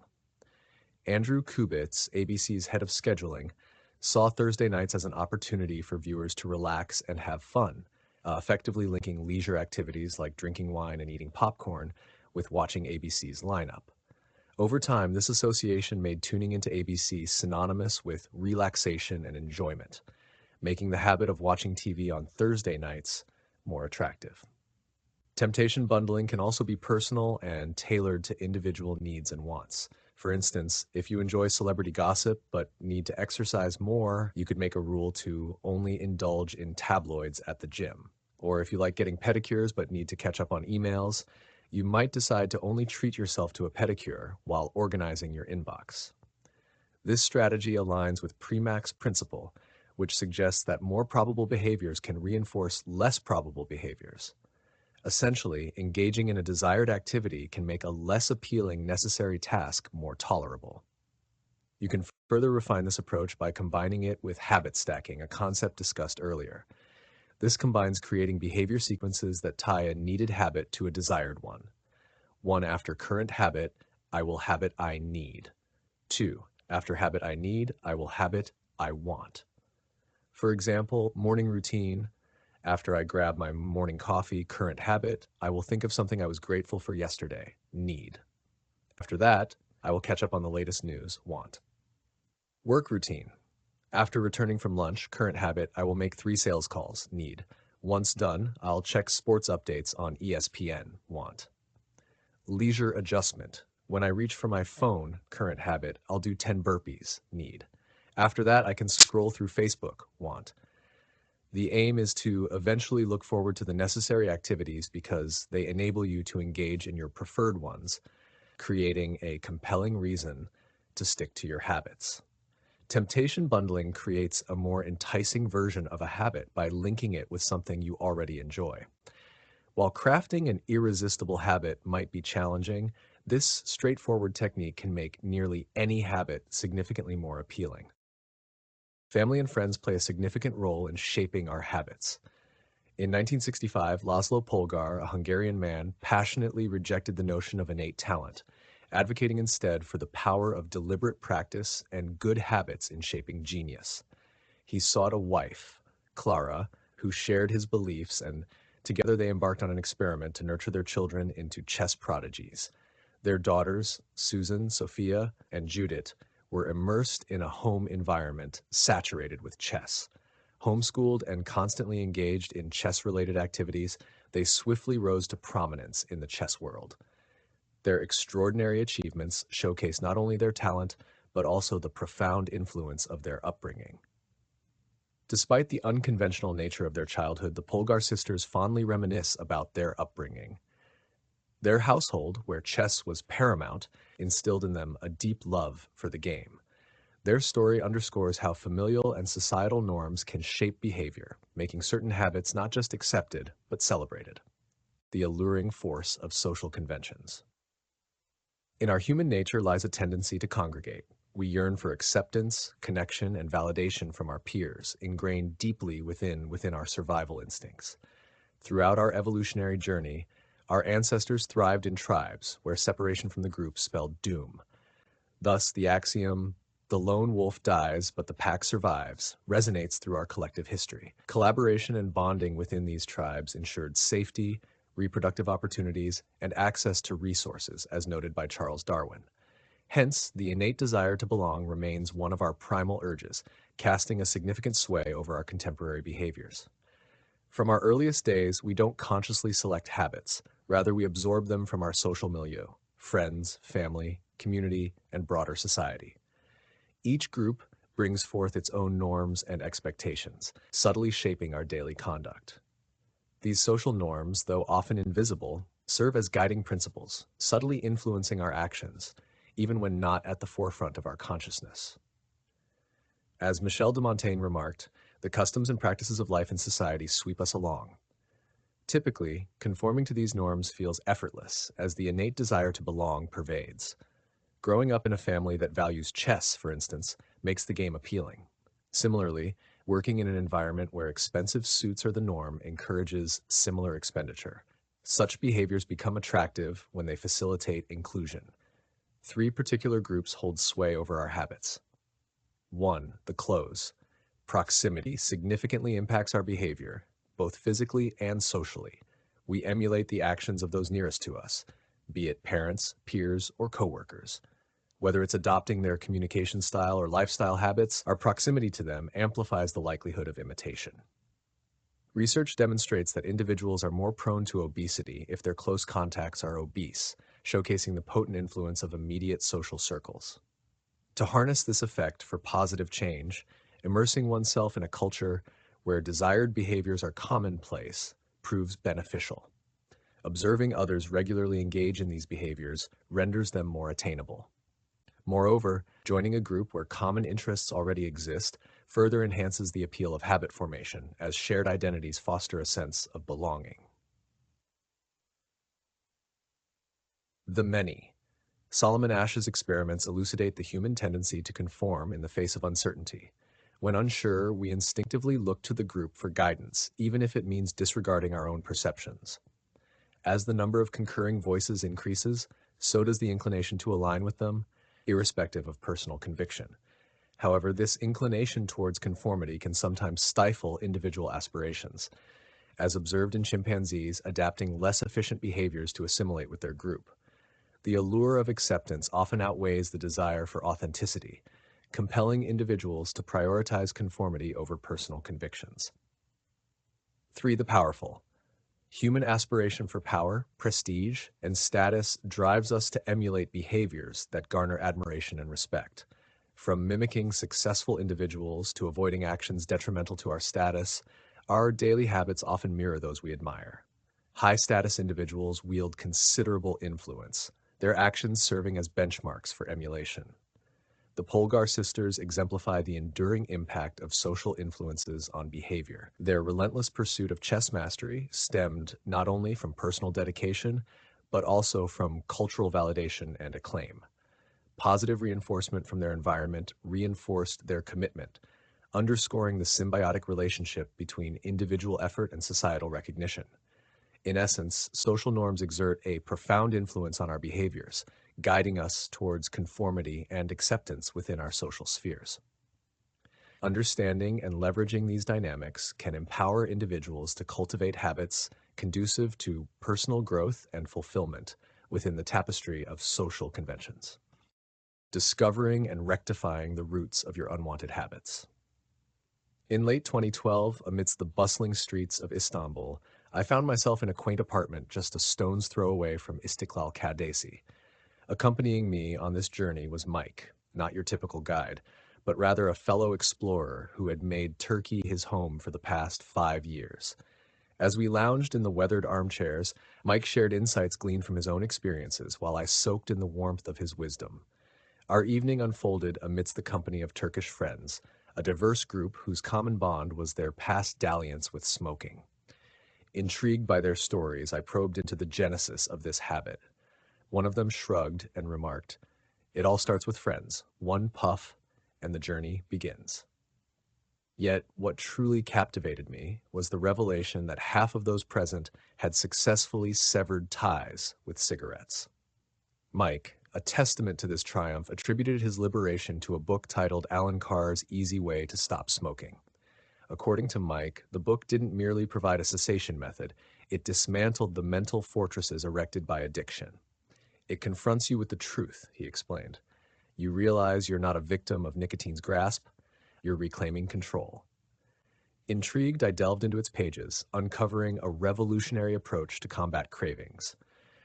Carr systematically dismantles the allure of smoking, reshaping perceptions with each turn of phrase. You're not quitting anything. Cigarettes offer nothing of value. Socializing doesn't hinge on smoking. It's a myth. Stress relief? Smoking only exacerbates anxiety. It doesn't assuage it. Repeated like mantras, these assertions upend the allure of smoking until it appears absurd. By reframing smoking's allure, Carr engineers an unattractive narrative, shattering the illusion of benefit. Now, this might seem simplistic at first glance, mere mental gymnastics to quit a physical addiction. But consider this. By reprogramming your mind, you redefine your relationship with the habit. It's a paradigm shift, a journey from victimhood to empowerment. Uncovering the origins of cravings. Every action we take stems from both a surface-level craving and a deeper, underlying motive. Take, for instance, the desire to indulge in tacos. If asked why, one might not respond with the necessity of sustenance, but rather the immediate craving for tacos. Yet at a fundamental level, the urge arises from the primal need for sustenance, food and water, albeit expressed through a specific craving. These underlying motives encompass various facets of human existence: preserving energy, obtaining sustenance, seeking companionship and reproduction, establishing connections and bonds, gaining social validation and acceptance, easing uncertainties, attaining status and recognition. A craving, then, is merely a surface expression of these deeper motivations. Human brains didn't evolve with a predilection for smoking or scrolling through social media. Rather, these actions serve to alleviate anxiety, seek validation, or fulfill other inherent needs. Consider modern habits in light of these primal motives. Seeking companionship and reproduction finds expression in apps like Tinder. Social validation drives actions on platforms like Instagram. Easing uncertainties is tackled through search engines like Google. Attaining status and recognition is pursued through activities such as gaming. These habits represent contemporary solutions to age-old desires, showcasing the enduring nature of human motivations. The crucial realization is that there are numerous ways to address these underlying motives. Smoking, for instance, might relieve stress for us for one person, while another finds solace in exercise. Current habits aren't necessarily the most effective solutions, but rather learned responses to perceived problems. Habits hinge on associations, shaped by predictions based on environmental cues and past experiences. Life, therefore, is not merely reactive, but predictive, with behavior dictated by anticipations of future outcomes. Predictions lead to emotions, which transform perceptions and predictions into actionable signals. Cravings arise as a sense of lacking, a desire to alter one's internal state. Desire, then, emerges from the disparity between the present state and the envisioned future. Ultimately, habits and cravings serve as attempts to address fundamental motives. Positive associations lead to repeated behaviors, as we learn to predict outcomes based on past experiences. Leveraging this understanding, we can harness habits for personal growth rather than succumb to their potentially detrimental effects. How to rewire your brain to embrace tough habits. Hard habits can become more appealing if you learn to link them with positive experiences. Sometimes, a simple shift in mindset is all it takes. Consider the language we use when discussing our daily tasks. We often speak of things we have to do: wake up early for work, make sales calls, cook dinner. Now imagine changing just one word. Instead of have, think get. You get to wake up early for work. You get to make sales calls. You get to cook dinner. With this small adjustment, you change your perception of each task, turning burdens into opportunities. Both perspectives are valid. You do have to do these things, but you also get to. The choice of mindset is yours. I once heard about a man who used a wheelchair. When asked if he found it confining, he replied, "I'm not confined to my wheelchair, I am liberated by it. Without it, I would be bedbound and never able to leave my house." This shift in perspective transformed his daily life. By reframing habits to focus on their benefits rather than drawbacks, you can quickly and effortlessly reprogram your mind to find them more appealing. Exercise. Instead of viewing it as draining, see it as a way to develop skills and strengthen yourself. Rather than saying, "I need to go for a run," say, "It's time to build endurance and speed." Finance. Instead of seeing saving as sacrifice, see it as a means to future freedom. Saving now increases your purchasing power later. Meditation. Rather than being frustrated by distractions, see them as opportunities to practice focus and return to your breath. Pre-game nerves. Rather than interpreting anxiety negatively, view it as excitement and use it to sharpen your focus. These mindset shifts aren't magic, but they can change how you feel about a habit or situation. To further motivate yourself, create a ritual. Associate your habits with something you enjoy, then use that cue for motivation. For example, if you always play a specific song before intimacy, you'll associate the music with the act, enhancing your mood. Athletes use similar strategies to get in the right mindset. Develop a routine that primes you for the task at hand, whether it's writing, playing a sport, or simply feeling happier. The key is to reframe your associations with habits. It's not easy, but by changing your perceptions, you can turn a tough habit into an appealing one.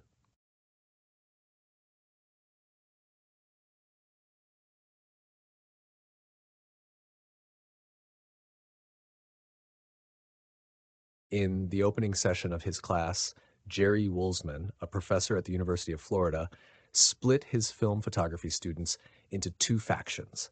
He designated the left side of the room as the quantity group, where students would be evaluated solely on the volume of work they produced.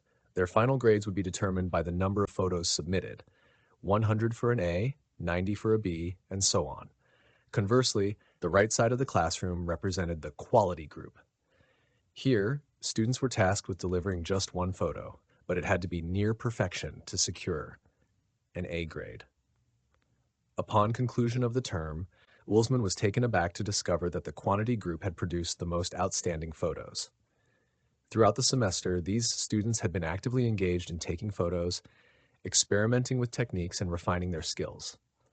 Meanwhile, the quality group, fixated on achieving perfection, had little to show beyond theoretical discussions and a solitary mediocre image. This tale underscores the distinction between being in motion and taking action.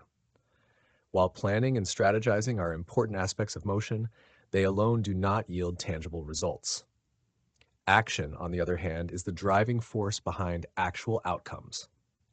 It's the difference between brainstorming ideas for articles and actually sitting down to write one, or between researching diet plans and committing to a healthy meal. Often, we get stuck in motion because it feels like progress without the risk of failure. We may convince ourselves that having conversations with potential clients or brainstorming ideas constitutes progress, when in reality we're merely procrastinating. How long does it actually take to develop a new habit? The process of habit formation involves the gradual automation of a behavior through repetition. As you repeat an activity, your brain undergoes structural changes to optimize its performance. This process, known as long-term potentiation, involves strengthening the connections between neurons based on repeated patterns of activity. Coined by neuropsychologist Donald Hebb in 1949, this concept, often referred to as Hebb's law, states that neurons that fire together wire together. Repeated habits lead to discernible physical alterations in the brain. For instance, musicians exhibit a larger cerebellum, crucial for physical movements like plucking guitar strings or bowing a violin. Similarly, mathematicians show increased gray matter in the inferior parietal lobule, linked to computation and calculation skills, which correlates with their experience in the field. Studies on London taxi drivers revealed that their hippocampus, the brain region associated with spatial memory, was significantly larger compared to non-taxi drivers. Remarkably, this region decreased in size upon retirement, akin to muscles responding to regular exercise or atrophy upon disuse. The significance of repetition in habit formation has been acknowledged for centuries. English philosopher George H. Lewes observed in 1860 that with frequent repetition, difficulty in tasks such as learning a new language or playing a musical instrument diminishes as pathways in the brain become established. Each repetition of an action activates a specific neural circuit associated with the habit. Therefore, consistent practice is essential in encoding a new habit. Whether it's practicing photography or any skill, active engagement yields better results than passive learning. All habits transition from deliberate practice to automatic behavior, a phenomenon known as automaticity. This entails performing a behavior without conscious effort as the non-conscious mind takes control. The duration it takes for a habit to become automatic isn't determined by a fixed time frame like 21 days or 30 days. Rather, it depends on the frequency of the behavior. Successful habit formation requires stringing together enough repetitions until the behavior is ingrained in your routine. Ultimately, the focus should be on taking actionable steps towards progress rather than fixating on the time it takes for a habit to become automatic. To cultivate a habit effectively, it's essential to adhere to the third law of behavior change. Make it easy. Subsequent chapters will delve into strategies for achieving this goal. In his acclaimed work, Guns, Germs, and Steel, Jared Diamond illuminates a fundamental reality. Continents possess diverse shapes, and this seemingly trivial fact profoundly influences human behavior. The Americas and Africa are characterized by elongated north-south axes, while Europe, Asia, and the Middle East stretch more expansively from east to west. This distinction played a pivotal role in the historical diffusion of agriculture. Farmers found it more feasible to expand along east-west routes due to consistent climates, sunlight, and rainfall along similar latitudes. In contrast, the variance in climate from north to south necessitated adapting to new plants, hindering agricultural spread along those axes. Consequently, agriculture diffused significantly faster across Asia and Europe than the Americas. This disparity catalyzed population growth, military strength, and technological advancements over centuries, showcasing the profound impact of slight geographic variances. This diffusion parallels the law of least effort, which posits that individuals naturally opt for the path of least resistance. Despite conventional notions emphasizing motivation and habit formation, humans are innately inclined towards convenience. Energy conservation drives this inclination, as actions requiring less energy are more likely to occur. For instance, habitual behaviors like phone scrolling or TV watching persist due to their minimal effort requirements. Habits, viewed as obstacles to desired outcomes, should be optimized for ease of execution. Simplifying habits increases the likelihood of adherence, aligning with the philosophy of making desired behaviors effortless. However, the ease-centric approach doesn't negate the capacity for tackling challenges. Rather, it aims to mitigate friction on difficult days, enabling resilience and facilitating long-term success. Thus, the ethos is not merely to pursue ease, but to strategically ease the path towards enduring achievements. How to accomplish more with less effort. Imagine holding a garden hose that's kinked in the middle. Some water flows through, but not much. To boost the flow, you have two choices. Crank up the valve or straighten the hose and let water flow freely. Boosting motivation to stick with a tough habit is like forcing water through a kinked hose. Possible but effort intensive, adding tension to life. Conversely, simplifying habits is like removing the kink. Instead of battling friction, you reduce it. Environment design is a potent tool for reducing habit friction. Choosing a spot along your daily routine for a new habit integrates it seamlessly into your life. For instance, placing the gym on your commute path makes going there effortless. Conversely, starting habits in high-friction environments, like strict diets during social outings, hinders progress. In the 1970s, Japanese firms pioneered lean production, eliminating wasteful processes, even redesigning workspaces for efficiency. By subtracting waste, they added efficiency. Similarly, removing friction from our lives helps us achieve more with less effort. The most habit-forming products excel at eliminating friction. Meal delivery, dating apps, and ride-sharing services all streamline daily tasks. Successful companies automate, eliminate, or simplify steps to make using their products effortless. For instance, voice-activated speakers simplify music playback compared to pulling out a phone. Similarly, governments improve tax collection rates by reducing steps in the process. The key is creating an environment where doing the right thing is effortless. Building better habits involves reducing friction for good habits and increasing it for bad ones. Prepare your environment for future use.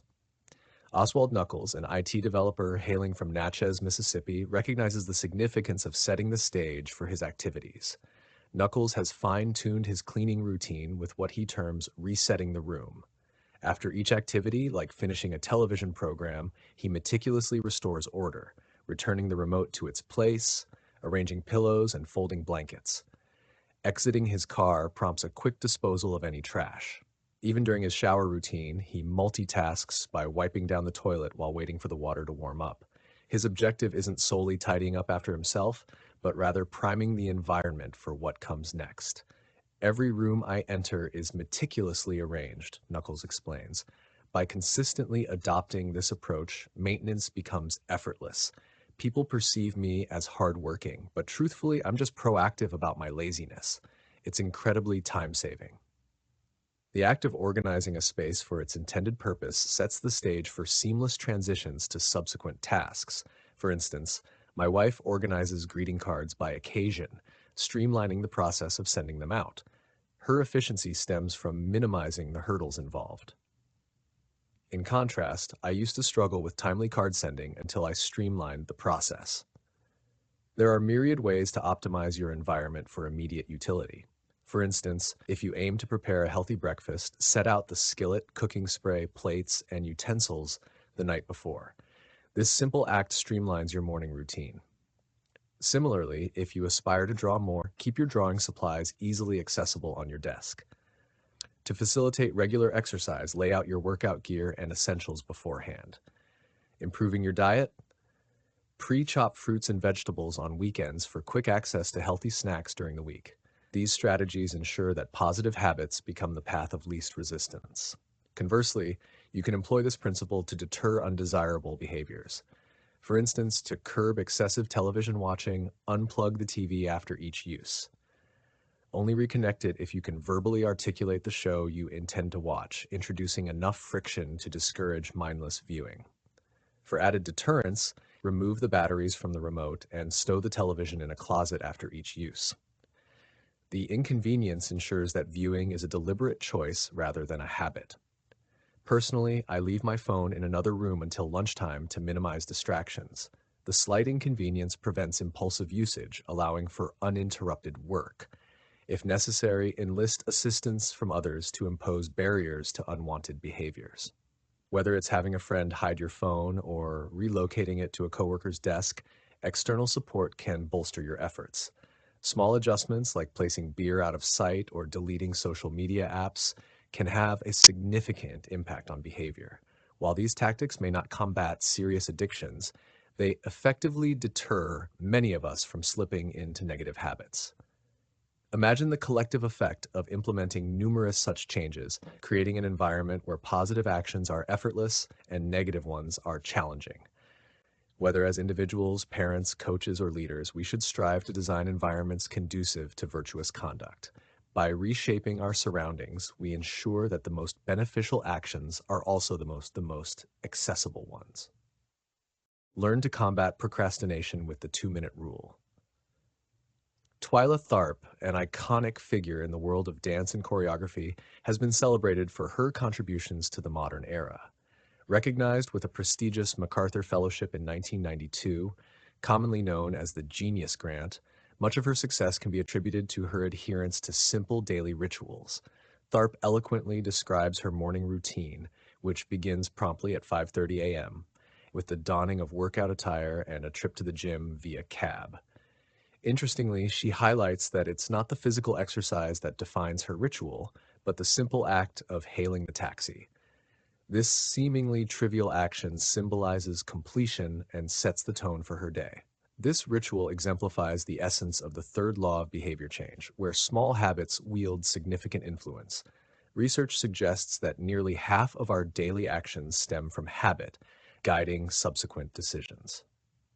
Much like merging onto a highway, habits propel us forward, shaping our behaviors in ways we may not consciously realize.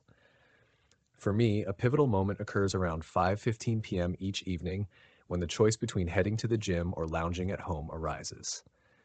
Similar to Tharp's cab ritual, the decision to change into workout clothes signals a commitment to exercise. Once initiated, the subsequent steps, driving to the gym, selecting exercises, unfold effortlessly. These moments, termed decisive moments, wield considerable power in shaping our trajectories. Whether opting for takeout or cooking dinner, driving or biking, starting homework or indulging in leisure, each choice steers the course of our actions. Just as entering a restaurant dictates meal options, habitual choices dictate our available paths. Mastering these decisive moments is key to directing our daily journeys. While each day comprises numerous choices, it's the habitual ones that chart our courses. Understanding that habits serve as gateways rather than destinations empowers us to navigate our lives with intentionality. The 2-minute rule. Even when you understand the importance of starting small, it's common to overcommit right from the beginning. When you're envisioning a change, excitement tends to overshadow rationality, leading to attempts to tackle too much, too soon.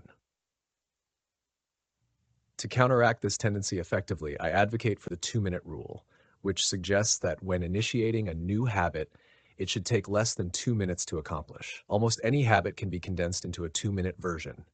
Read before bed each night becomes read one page. Do 30 minutes of yoga becomes take out my yoga mat. Study for class becomes open my notes. Fold the laundry becomes fold one pair of socks.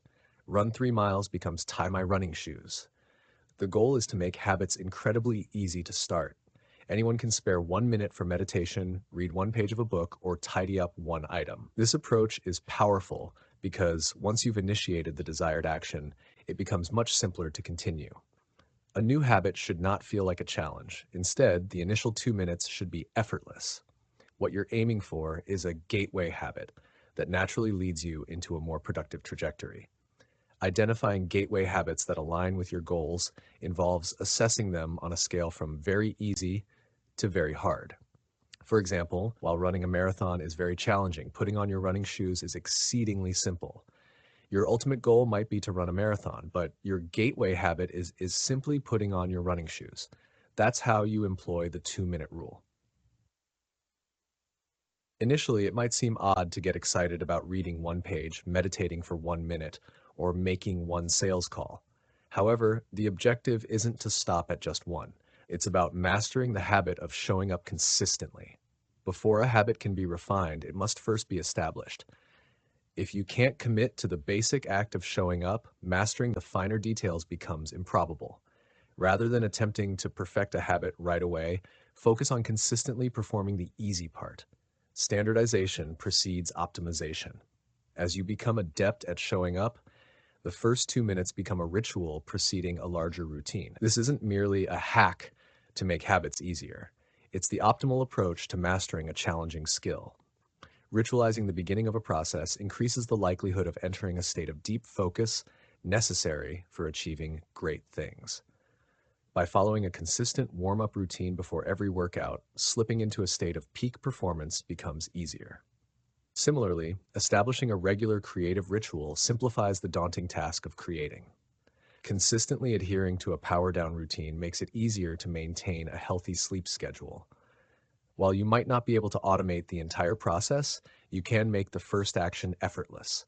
Simplify the start, and the rest will follow. Some may view the 2-minute rule as a gimmick. Knowing that the ultimate objective is to surpass 2 minutes might make it feel like self-deception. However, if the rule feels contrived, try this. Commit to just 2 minutes, then stop. Begin your run, but halt after 2 minutes. Start meditating, but conclude after 2 minutes. Initiate Arabic study, but cease after 2 minutes.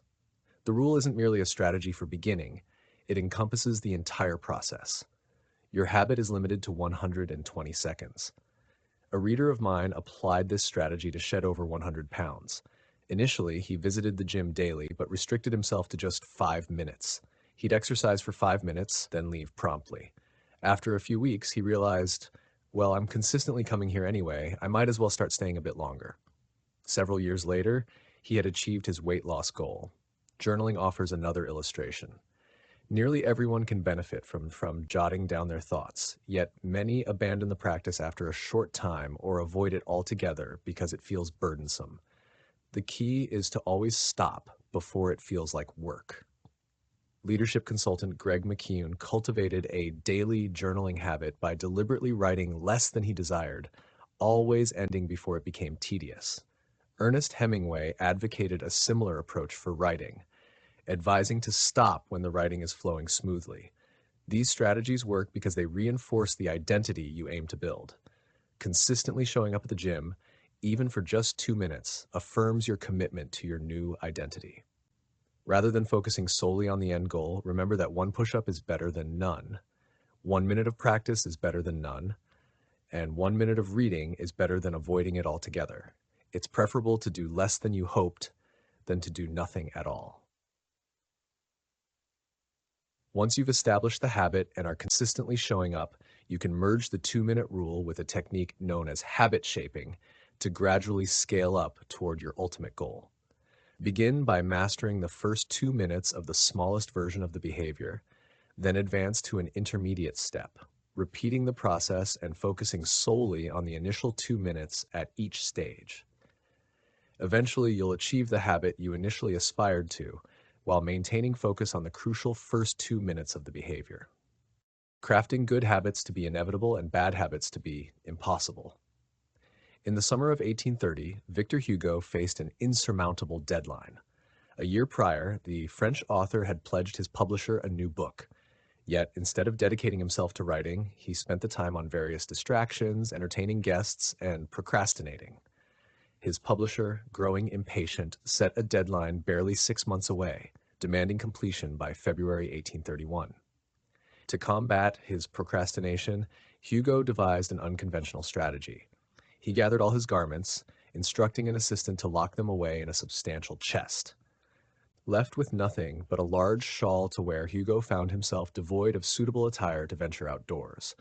This deliberate deprivation anchored him to his study, where he fervently wrote throughout the fall and winter of 1830. The result, The Hunchback of Notre Dame, was published 2 weeks ahead of schedule on January 14, 1831. Success often hinges not on making good habits effortless, but on rendering bad habits arduous. This principle challenges the conventional wisdom of behavior change, flipping the script on the third law of behavior change: make it difficult.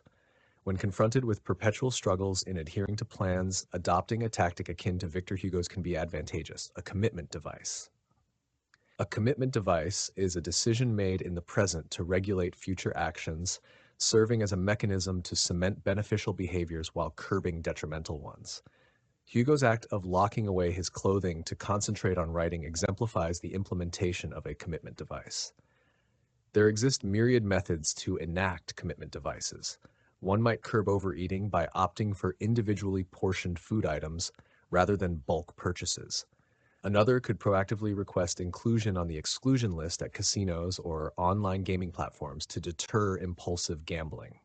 Athletes striving to meet weight requirements for competitions might choose to leave their wallets at home during the lead-up to weigh-ins to resist fast food temptations. Consider the example of Nir Eyal, a friend and habits expert who invested in an outlet timer. This device, interposed between his internet router and the power outlet, automatically cuts off power at 10 p.m. nightly, signaling the end of internet usage and encouraging a bedtime routine. Commitment devices capitalize on positive intentions before succumbing to temptation becomes a possibility. For instance, when aiming to reduce calorie intake, one might preemptively request half their meal be boxed before it arrives. This proactive approach circumvents the urge to overeat once faced with a full plate. The crux lies in restructuring tasks to make deviating from good habits more laborious than adhering to them. For those aspiring to fitness, scheduling and prepaying for a yoga session can serve as a commitment device. Similarly, entrepreneurs can solidify their commitment to a new venture by arranging consulting calls with respected mentors in advance. Canceling these commitments necessitates effort and potentially incurs financial consequences, discouraging deviation from intended goals. While commitment devices elevate the likelihood of adhering to beneficial behaviors, further optimization is possible. By engineering circumstances where good habits become inevitable and bad habits unattainable, individuals can fortify their path towards lasting change. How to automate a habit and let it fade into the background. Born in 1844 in Dayton, Ohio, John Henry Patterson's upbringing involved farm chores and work at his father's sawmill. After college at Dartmouth, he returned to Ohio, launching a supply store for coal miners. Despite steady traffic, the business struggled due to employee theft, a common issue in the mid-1800s when monitoring transactions was arduous. Facing this challenge, Patterson stumbled upon a solution: Ritty's incorruptible cashier, the first cash register, invented by a local resident, James Ritty. Patterson invested in two, and the theft problem vanished. Impressed, he bought the rights to the invention and founded the National Cash Register Company, which flourished into one of the era's most successful businesses. The genius of the cash register lay in automating ethical behavior, rendering theft practically impossible. It exemplified the principle of making preferred behavior automatic, rather than trying to change individuals. Similarly, many one-time choices can yield ongoing benefits, automating positive habits without ongoing effort.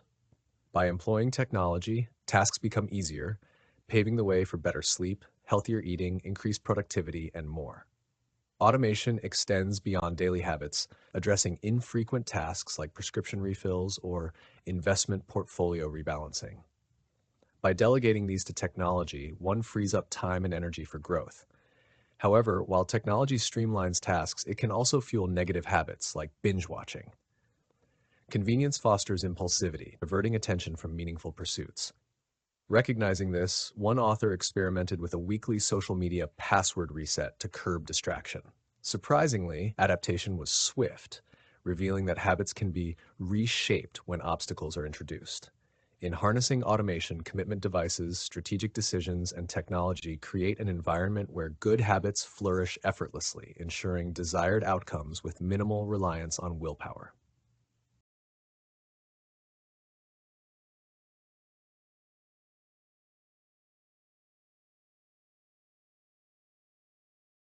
The fundamental principle of behavior transformation. In the late 1990s, Stephen Luby, a public health advocate, departed from his hometown in Omaha, Nebraska, purchasing a one-way ticket to Karachi, Pakistan. Karachi, with a population exceeding 9 million by 1998, stood as one of the world's most populous cities. Despite its vibrancy as an economic and transportation center, it was also among the least habitable. Over 60% of its inhabitants resided in congested slums, lacking basic amenities such as waste disposal, electricity, and clean water. The dire conditions led to widespread illness, particularly among children, due to contaminated water sources and unsanitary living conditions. Luby and his team identified a simple yet crucial solution: hand washing. However, they faced a challenge despite widespread awareness of its importance. Many residents lacked consistency in practicing it. This inconsistency stemmed not from ignorance, but from the absence of a rewarding experience. Partnering with Procter & Gamble, Luby introduced Safeguard soap, which offered a more pleasant hand-washing experience compared to traditional options. The soap's foaming action and pleasant scent made hand-washing enjoyable. This shift towards immediate satisfaction led to significant health improvements in the community, demonstrating the power of the fourth law of behavior change: make it satisfying. Humans are inclined to repeat behaviors that offer immediate satisfaction, as it signals the brain that the action is worth repeating. Historical examples, such as the rise of flavored chewing gum and toothpaste, highlight how enhancing the experience leads to increased adoption and repetition. Conversely, unsatisfying experiences deter future engagement. The cardinal rule of behavior change emphasizes that behaviors rewarded are likely to be repeated while those punished are avoided. Positive emotions foster habit formation, while negative ones hinder it. The first three laws, make it obvious, attractive, and easy, set the stage for behavior performance, while the fourth, make it satisfying, contrasting immediate and delayed rewards. Imagine yourself as an animal traversing the African plains, a giraffe, an elephant, or a lion. In this environment, your daily decisions yield instant results. Whether it's finding food, seeking shelter, or evading predators, the consequences of your actions are immediate.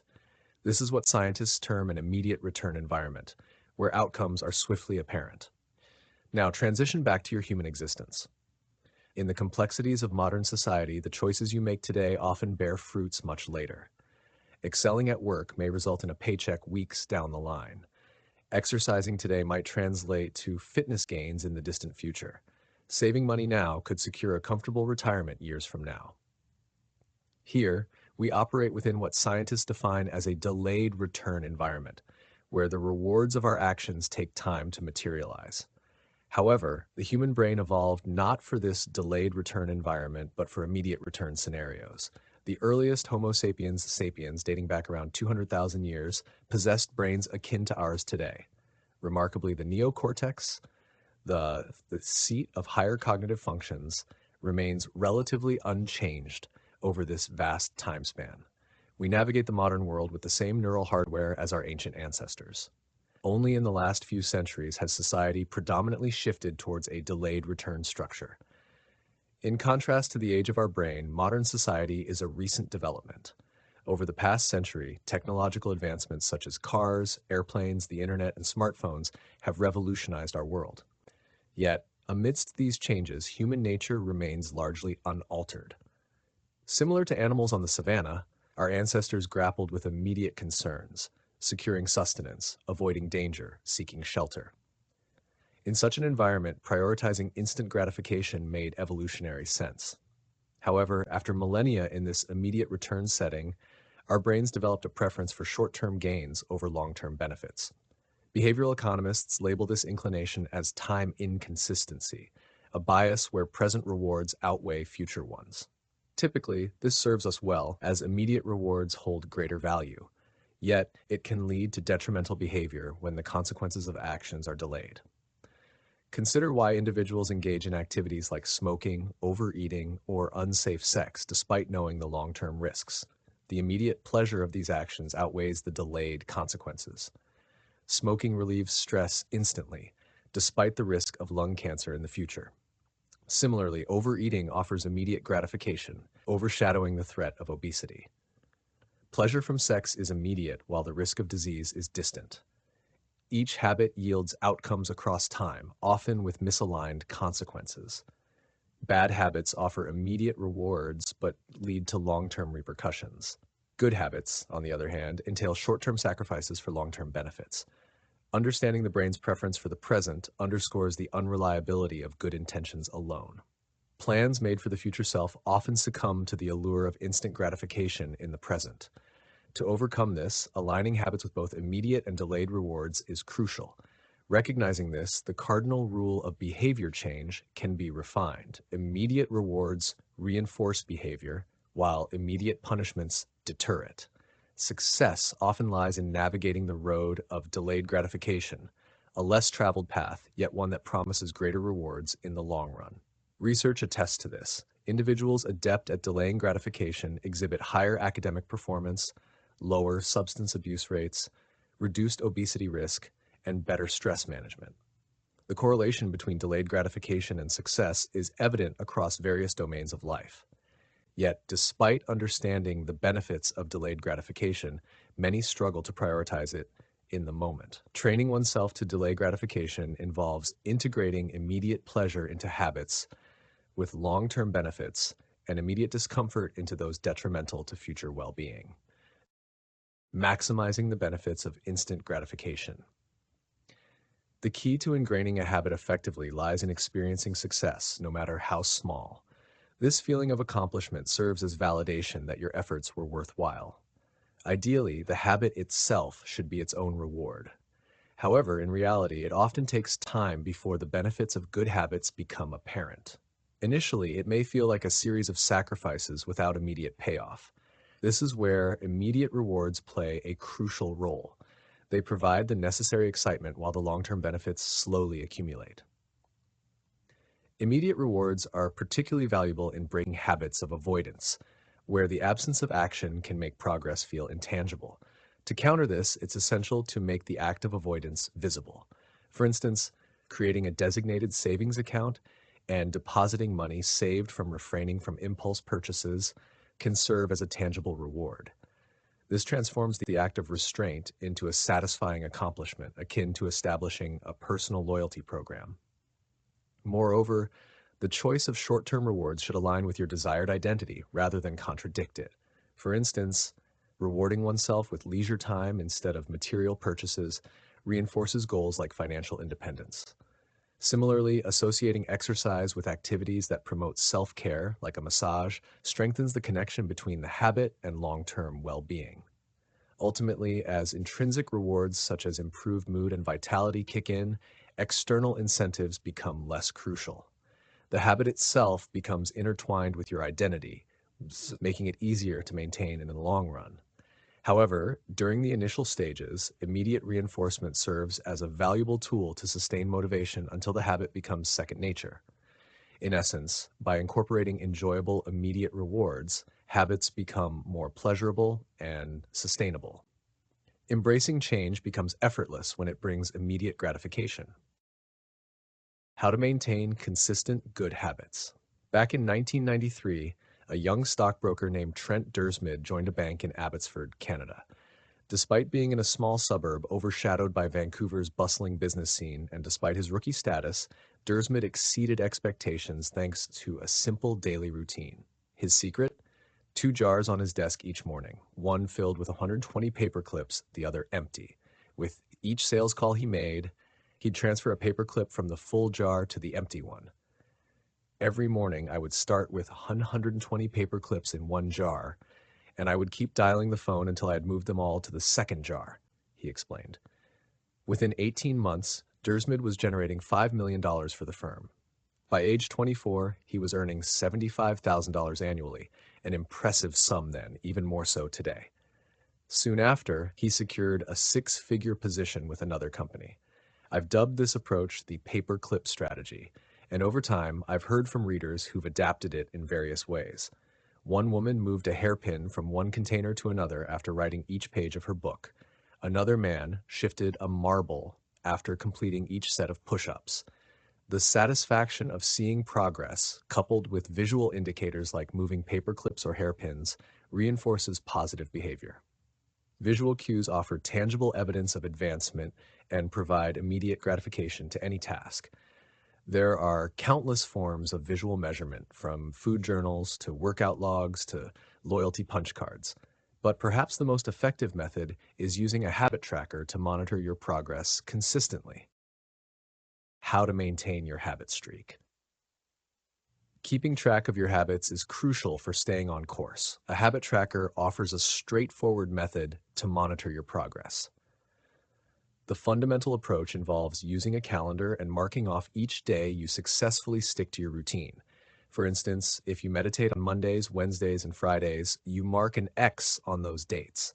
Over time, your calendar becomes a visual record of your habit streak. One of the most notable figures to use habit tracking was Benjamin Franklin. Starting at the age of 20, Franklin carried a small booklet with him everywhere to track 13 personal virtues, such as lose no time and avoid trifling conversation. Each day, he would record his progress in this booklet. Jerry Seinfeld is another advocate of habit tracking. In the documentary Comedian, he emphasizes the importance of never breaking the chain when it comes to his daily joke writing habit. Instead of focusing on the quality of each joke, Seinfeld prioritizes consistency in adding to his streak. The mantra, "Don't break the chain," holds immense power. Maintaining a consistent streak, whether it's in sales calls, workouts, or creative endeavors, can lead to significant success. Habit tracking taps into various laws of behavior change by making behaviors obvious, attractive, and satisfying simultaneously. Let's delve into each benefit. 1. Habit tracking is obvious. Recording your actions creates a trigger for your next behavior. Visual cues like a streak of X's on a calendar or a list of meals in a food log serve as reminders to act. Research shows that tracking progress increases the likelihood of improvement in various goals, such as weight loss and smoking cessation. 2. Habit tracking is attractive. Progress is a potent motivator. Seeing incremental wins can fuel your desire to continue. Even on difficult days, habit tracking provides tangible evidence of your progress, motivating you to maintain your streak. 3. Habit tracking is satisfying. The act of tracking itself can be rewarding. Crossing items off a to-do list or marking X's on a calendar feels satisfying and reinforces the habit. By focusing on the process rather than the outcome, habit tracking keeps you engaged in your journey. Despite its benefits, many people resist habit tracking because it feels burdensome. However, there are ways to make it easier. Automate measurement whenever possible. Limit manual tracking to essential habits. Record measurements immediately after the habit occurs. By combining habit stacking with habit tracking, you create a powerful formula for consistency. For example, after completing a task, you immediately track it. Remember, every habit streak eventually ends. The key is to have a plan in place for when your habits derail. How to bounce back swiftly when your habits slip. No matter how diligent we are with our routines, life has a knack for throwing curveballs our way. Perfection remains elusive. Sooner or later, an unexpected event disrupts our flow. Illness strikes, work demands travel, or family needs demand our full attention. In such moments, I adhere to a straightforward principle. Never allow a single slip-up to derail progress. Should I falter one day, my focus sharpens on resuming my habits promptly. Missing one session at the gym is forgivable, but missing 2 consecutively is not an option. Perhaps I indulge in an entire pizza, yet I swiftly follow it with a nourishing meal. Imperfection is inevitable, yet avoiding a second lapse becomes paramount. The moment one streak ends, I initiate the next. The initial stumble isn't what spells defeat, it's the pattern of repeated missteps that ensues. A single lapse is a mishap. 2 constitute the beginnings of a new routine. Here lies the dichotomy between achievers and those who falter. Everyone encounters setbacks, a lackluster performance, a subpar workout, a rough day at the office, but champions rebound swiftly from failure. The breakdown of a habit holds little consequence if reclaiming it is swift. This principle resonates deeply, even in instances where I can't execute a habit flawlessly or comprehensively. Too often, we succumb to an all or nothing mindset with our habits. Yet, the issue isn't the occasional stumble, it's believing that imperfection warrants abandonment. The true value lies in showing up, especially on challenging days. Lost days chip away at progress far more than successful ones bolster it. Consider this. Starting with $100, a 50% increase takes you to $150, but a 33% loss drops you back to $100. Thus, avoiding a 33% loss is as crucial as achieving a 50% gain. This underscores the significance of bad workouts. They sustain the compounded gains from previous successes. Simply taking action, whether it's 10 squats, 5 sprints, or a single push-up, is monumental. Never settle for zero. Prevent losses from eroding your progress. Moreover, it's not solely about the workout itself. It's about embodying the identity of someone who shows up consistently. Training when conditions are favorable is easy. True commitment manifests when motivation wanes, even if the effort falls short. Spending 5 minutes at the gym may not enhance performance, but it reinforces your identity. The all or nothing cycle isn't the sole hazard jeopardizing habit formation. Another pitfall, particularly for habit trackers, is measuring the wrong metrics. Deciding when and when not to monitor a habit. Imagine overseeing a restaurant and wanting to gauge the chef's performance. One method is to track daily revenue, assuming that more paying customers equate to better food quality. However, this single metric offers a narrow view. Simply paying doesn't guarantee satisfaction. Dissatisfied customers might still pay. Moreover, focusing solely on revenue might overlook declining food quality, compensated by marketing or discounts. Instead, monitoring customer meal completion or generous tipping rates could provide deeper insights. The downside of fixating on specific behaviors is losing sight of their true purpose. If success hinges on quarterly earnings, efforts will prioritize short-term financial gains. Similarly, if success is tied to weight loss, extreme measures like crash diets become tempting. This phenomenon is akin to Goodhart's law. When a measure becomes a target, it loses its effectiveness. Metrics should guide rather than dictate actions. This phenomenon extends beyond business into personal life. Prioritizing long work hours over meaningful tasks, steps over overall health, or test scores over genuine learning are common pitfalls. What we measure often dictates our behavior by highlighting the importance of choosing metrics wisely. In our data-centric world, we overemphasize quantifiable factors, disregarding intangible aspects. Yet, the inability to measure something doesn't diminish its significance. Therefore, while habit tracking can be gratifying, it's vital to remember that measurement isn't the sole indicator of progress. Non-scale victories in weight loss, like improved skin or increased energy, offer alternative measures of success. Regardless of how progress is measured, habit tracking can enhance satisfaction by providing evidence of improvement and momentary gratification for a job well done. How having an accountability partner can revolutionize everything. After serving as a pilot in World War II, Roger Fisher pursued his education at Harvard Law School, dedicating 34 years to specializing in negotiation and conflict management. His notable contributions included founding the Harvard Negotiation Project and advising various countries and global leaders on peace initiatives, hostage situations, and diplomatic resolutions. However, it was during the tumultuous period of the 1970s and 1980s, marked by escalating nuclear tensions, that Fisher conceived one of his most provocative ideas. Observing the disconnect between the immense power of nuclear launch codes and the physical detachment of those who wielded them, Fisher proposed a striking solution in 1981. He suggested encapsulating the launch code within a small capsule and implanting it alongside the heart of a designated volunteer who would carry a hefty butcher knife. In this scenario, if a president ever contemplated initiating a nuclear strike, they would first have to confront the visceral act of personally ending a human life. Fisher's proposal aimed to inject a stark dose of reality into the decision-making process, emphasizing the gravity of such actions. In essence, Fisher's concept represents a reversal of the fourth law of behavior change, which advocates for making desirable habits immediately rewarding. Instead, he proposed making detrimental actions immediately unsatisfying, drawing attention to the power of immediate consequences in shaping behavior. Just as positive outcomes reinforce behavior, negative consequences serve as potent deterrents. Pain, whether physical or metaphorical, acts as a compelling instructor. Immediate repercussions for failure prompt swift corrective action, driving individuals to learn from their mistakes. Whether it's the fear of a scathing review prompting a plumber to excel, or the prospect of losing customers compelling restaurants to prioritize quality, the immediacy of consequences drives behavioral adaptation.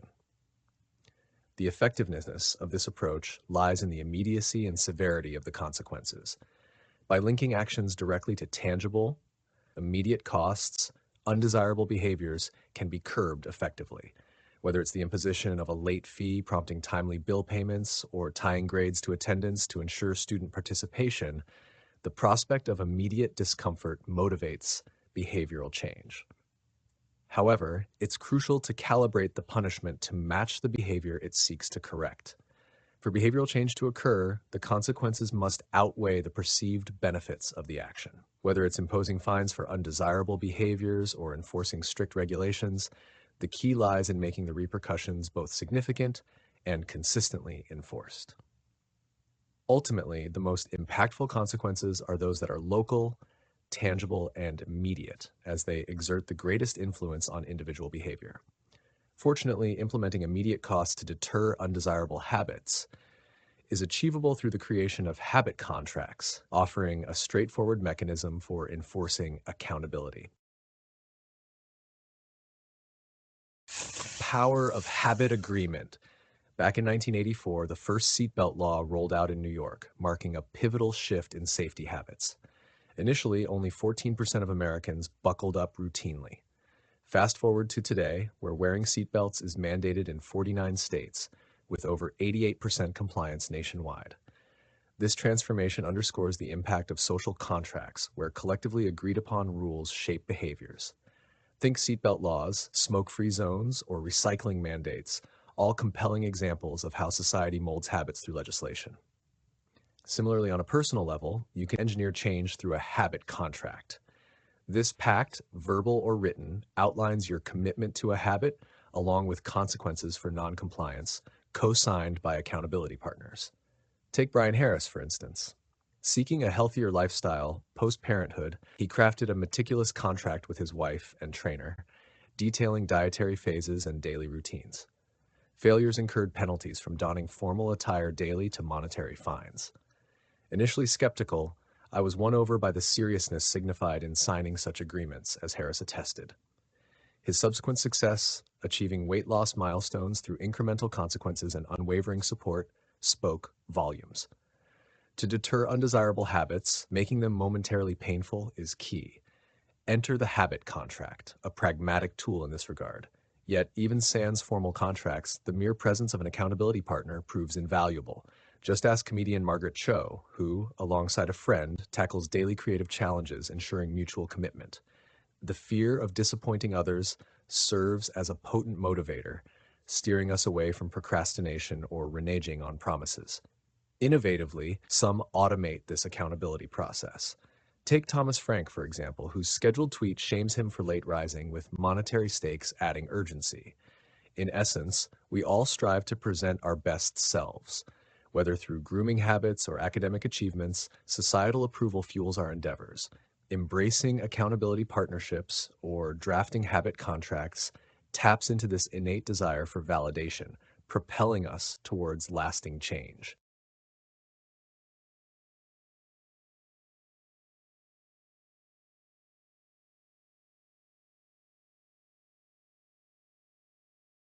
Unveiling the reality of talent, when genetics matter and when they don't.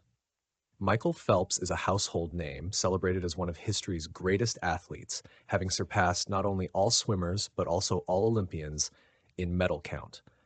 On the other hand, fewer recognize Hicham El Guerrouj, a phenomenal athlete in his own right. El Guerrouj, a Moroccan runner, boasts 2 Olympic gold medals and is revered as one of the finest middle-distance runners ever, holding world records in various races. Despite their stark differences, notably in their sporting domains and height, Elgar Rouge standing at 5 feet 9 inches and Phelps towering at 6 feet 4 inches, their pant inseam lengths remain identical. This paradox stems from their distinct physical builds. Phelps possesses shorter legs and a long torso, perfect for swimming, while Elgar Rouge flaunts long legs and a short upper body, ideal for distance running. However, swapping sports would likely prove futile for these athletes. Phelps, though incredibly fit, would struggle as a distance runner due to his weight, significantly heavier than the slender Elgar Rouge.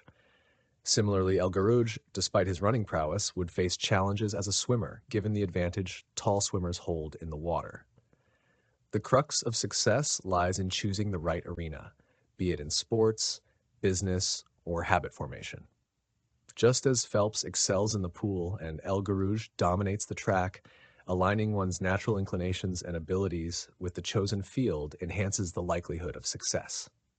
Acknowledging this reality necessitates accepting the inherent diversity in human abilities, often a contentious topic. While genes offer distinct advantages in favorable environments, they can pose challenges in unsuitable contexts. Thus, our environment determines the manifestation of our genetic predispositions. This principle extends beyond physical attributes to encompass mental faculties as well. Competence varies based on context, emphasizing the importance of selecting the right domain to focus on. Ultimately, genetics do not dictate destiny but delineate areas of opportunity. Understanding one's genetic predispositions enables the pursuit of fulfilling habits aligned with personal skills and passions, fostering a harmonious blend of ambition and ability. How your personality shapes your habits. Hidden within every habit lies the influence of your genetic makeup. From the depths of your behaviors to the patterns of your daily life, genes play a significant role. They dictate the hours spent glued to the television, the likelihood of forming lasting relationships, and the susceptibility to addiction. Your genetic blueprint molds your response to authority, your resilience in the face of stress, and even your engagement levels during sensory experiences like concerts. Robert Plomin, a behavioral geneticist, emphasizes that nearly every trait bears the mark of genetic influence. These genetic traits amalgamate to form your unique personality, a consistent set of characteristics that transcend various situations. The widely recognized Big Five personality traits encompass openness to experience, ranging from curiosity and inventiveness to caution and consistency. Conscientiousness, spanning from organization and efficiency to spontaneity. Extroversion, stretching from outgoing and energetic to reserved and solitary. Agreeableness, spanning from warmth and compassion to detachment and challenge.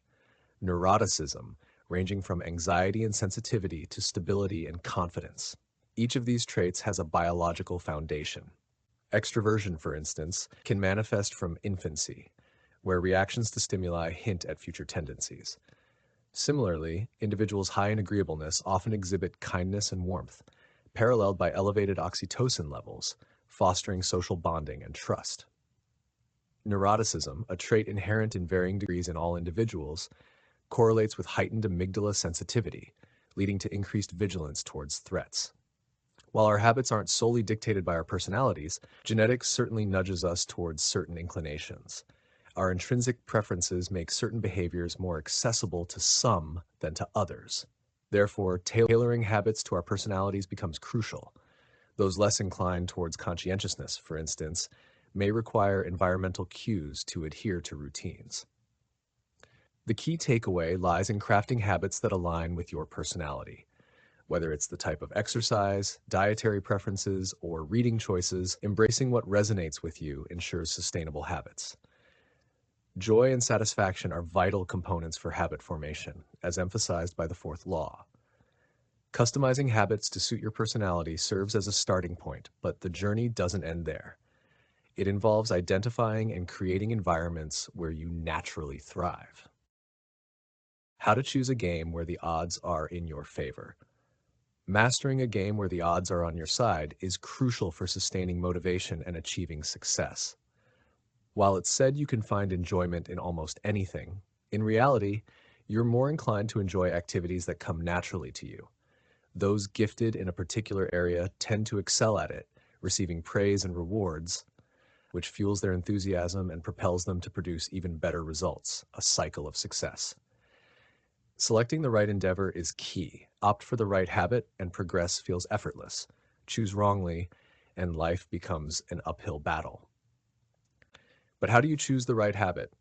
The initial step, as discussed in the third law, is to make it easy. Often picking the wrong habit means selecting one that's too challenging. When a habit is easy, success is more likely, leading to satisfaction. However, as you progress, any field can become challenging, requiring you to ensure you're playing to your strengths. But how do you determine that? The most common approach is trial and error, yet life's brevity poses a problem.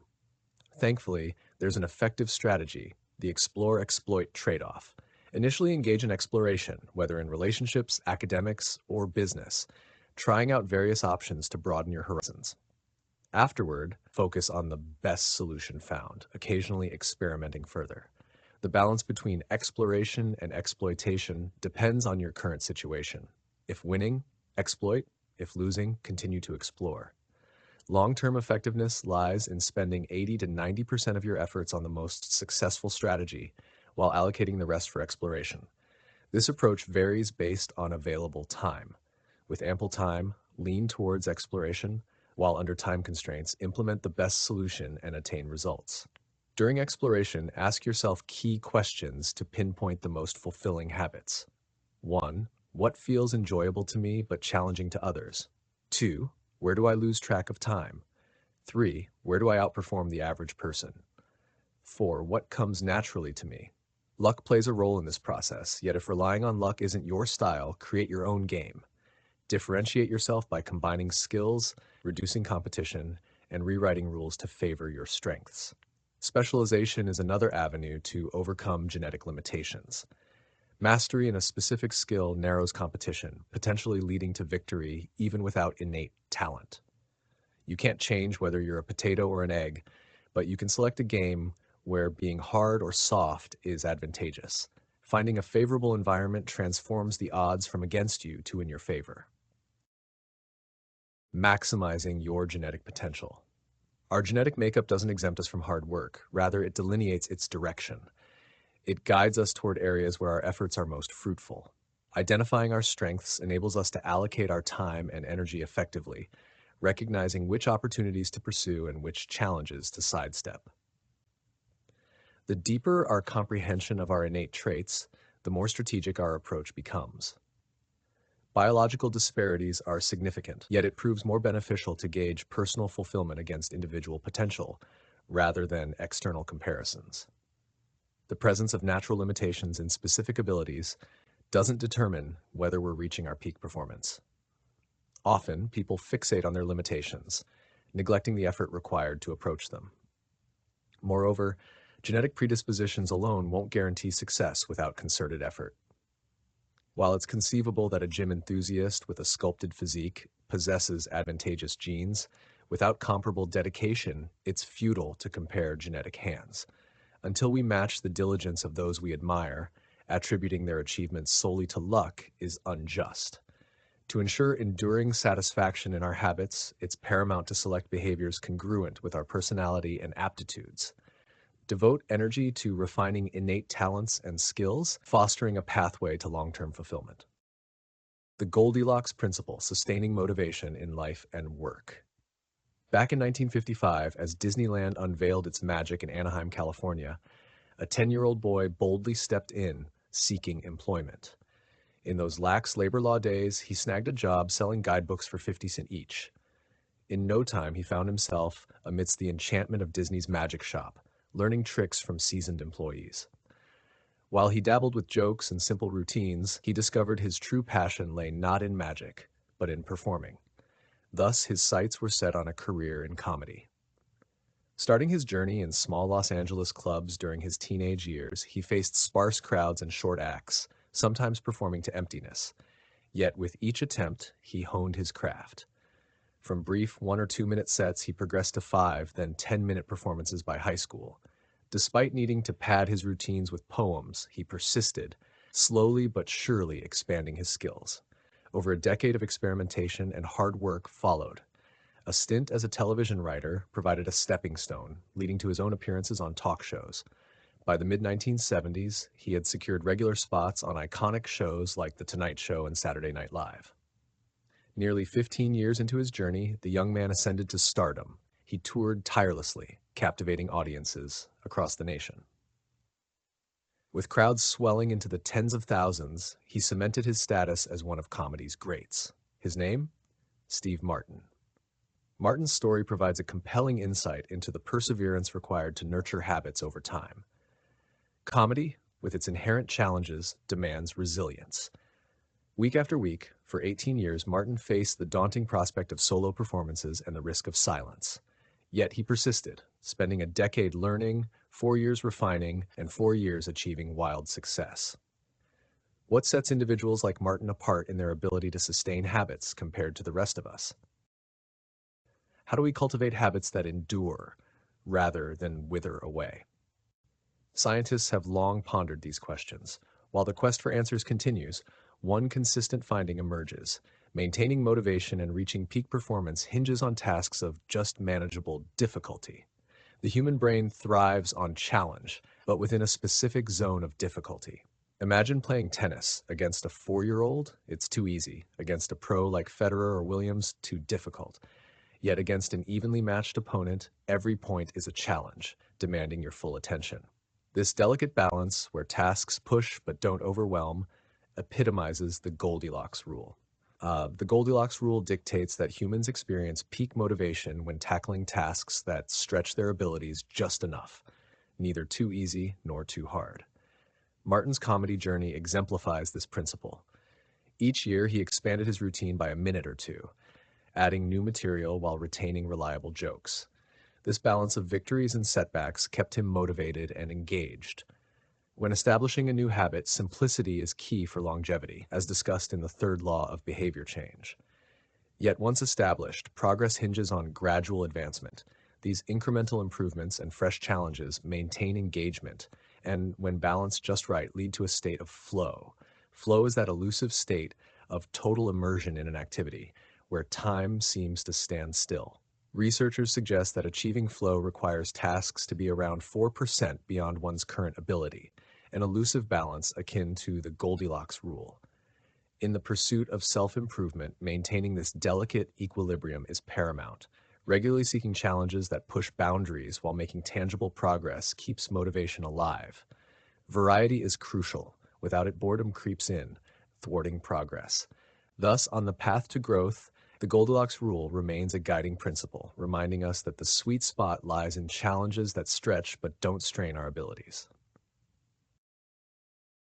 How to maintain focus when tediousness threatens your goal pursuit. After my baseball career concluded, I sought a new athletic endeavor and found myself in a weightlifting team. One fateful day, our gym hosted an esteemed coach seasoned in sculpting countless athletes, including Olympians. In our conversation about the journey of improvement, I posed a question. What sets apart the top-tier athletes from the rest? What distinguishes the truly triumphant? Expectedly, he mentioned factors like genetics, luck, and innate talent. However, his unexpected response struck a chord. Ultimately, it boils down to who can endure the monotony of daily training, repeating the same drills tirelessly. His insight challenged conventional notions of work ethic. Often, we hear about mustering boundless enthusiasm to pursue goals. Whether in business, sports, or the arts, the rhetoric emphasizes passion and unwavering desire. Consequently, when motivation wanes, we're disheartened, believing successful individuals possess an endless wellspring of fervor. Yet this coach proposed that the truly victorious encounter the same motivational slumps as anyone else. The disparity lies in their ability to persist despite the doldrums. Mastery demands repetition, but familiarity breeds tedium. Once initial progress is made and we grow accustomed to the routine, our enthusiasm wanes. Sometimes it diminishes rapidly. A few consecutive days at the gym or meeting deadlines can lead to complacency. In times of ease, skipping a session seems inconsequential. We're in a comfortable spot.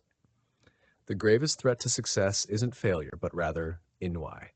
We grow weary of habits as they cease to enthrall us. The anticipated outcome loses its allure.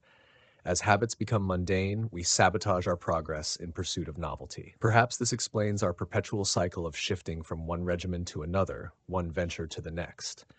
At the slightest dip in motivation, we seek a new approach, even if the current one still yields results. As Machiavelli observed, men desire novelty to such an extent that those who are doing well wish for a change, as much as those who are doing badly. This propensity for novelty seeking is exploited by many addictive products, which provide a continuous stream of novelty. Video games offer visual stimuli, pornography provides sexual novelty, and junk food tantalizes with culinary variety. Each experience offers intermittent surprises, engaging the brain's reward system. Psychologically, this phenomenon is termed variable reward, a concept exemplified by slot machines. The occasional jackpot, interspersed with losses, creates a fluctuating pace of rewards, maximizing dopamine release and reinforcing habits. However, not all habits incorporate variable rewards, nor should they. Imagine if Google delivered useful search results sporadically, or if Uber only completed half of its trips, users would swiftly defect. Similarly, not all habits should rely on variable rewards. Yet, regardless of reward structure, no habit remains captivating indefinitely. Eventually, every journey of self-improvement encounters the same hurdle, embracing monotony. Regardless of your aspirations, consistent effort is paramount. There will be days when quitting feels tempting, when starting a business, completing a workout, or pursuing creative endeavors. However, true professionals persevere, adhering to their schedule despite adversity. They understand their priorities and pursue them relentlessly, irrespective of mood fluctuations. Avoid being a fair weather participant in your pursuits. Whether it's meditation, athletics, writing, or any endeavor, commitment is non-negotiable. Professionals act even when the circumstances are unfavorable, diligently putting in the work. In my own journey, there were numerous sets I didn't feel like completing, articles I hesitated to write, and days I yearned for relaxation. Yet, I've never regretted adhering to my commitments. Excellence is cultivated by finding fascination in repetition, by embracing the mundane with fervor. The drawbacks of establishing beneficial habits. Habits lay the groundwork for mastery. In endeavors like chess, once the fundamental moves become second nature, players can redirect their focus towards deeper strategic aspects of the game. As each piece of knowledge is internalized, mental bandwidth expands for more deliberate thought. This principle holds true across various fields.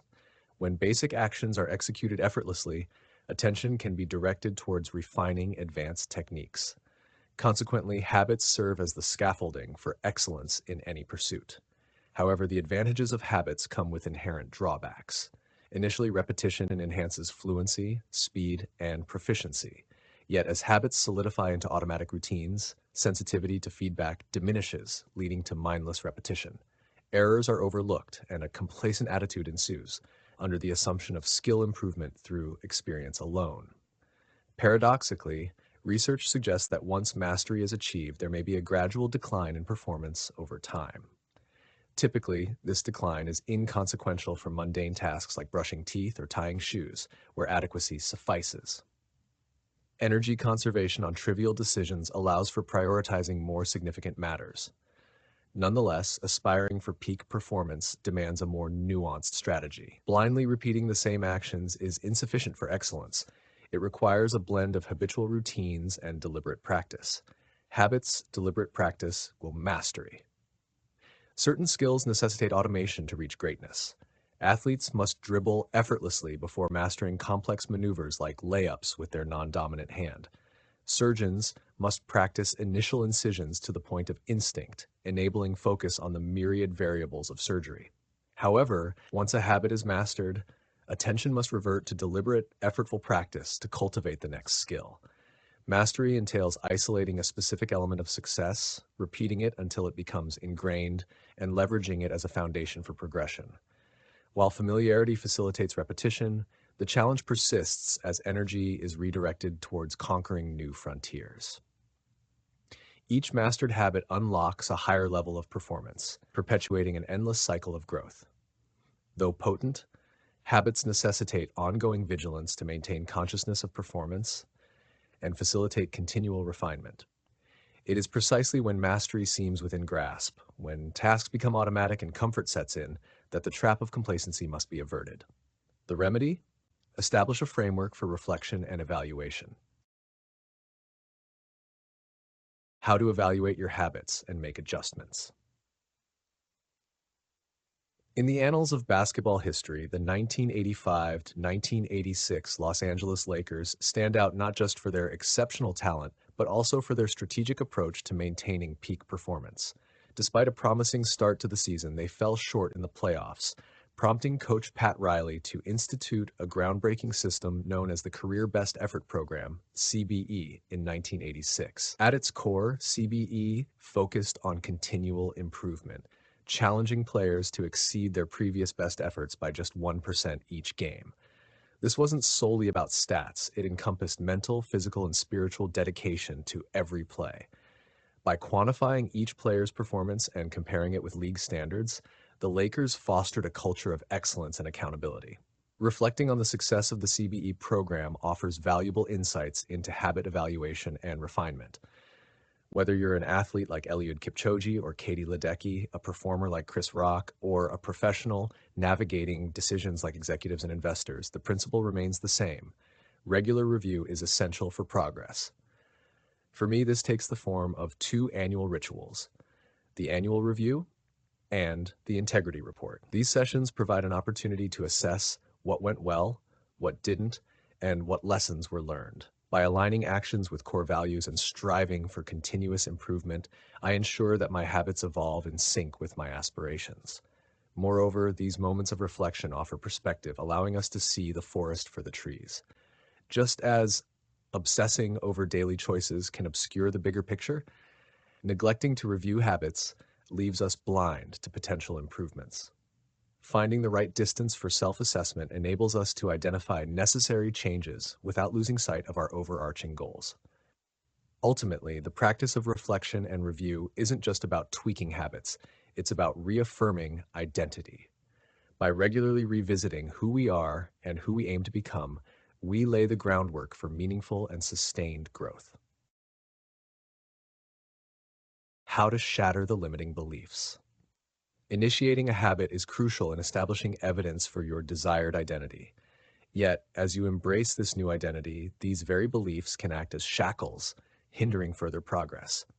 Your identity, when turned against you, fosters a sense of pride that blinds you to your vulnerabilities and obstructs genuine growth. This paradox is one of the pitfalls of habit formation. The more integral a belief is to our sense of self, the more vehemently we defend it against scrutiny. This phenomenon is ubiquitous across all domains. Consider the teacher sticking to traditional methods, the seasoned manager adamant about their approach, or the surgeon dismissing younger colleagues' ideas.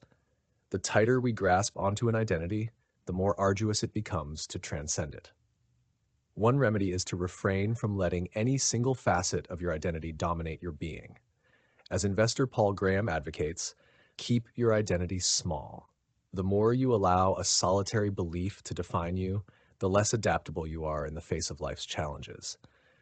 Placing all your identity eggs in one basket, whether as a point guard or a firm partner, renders you vulnerable.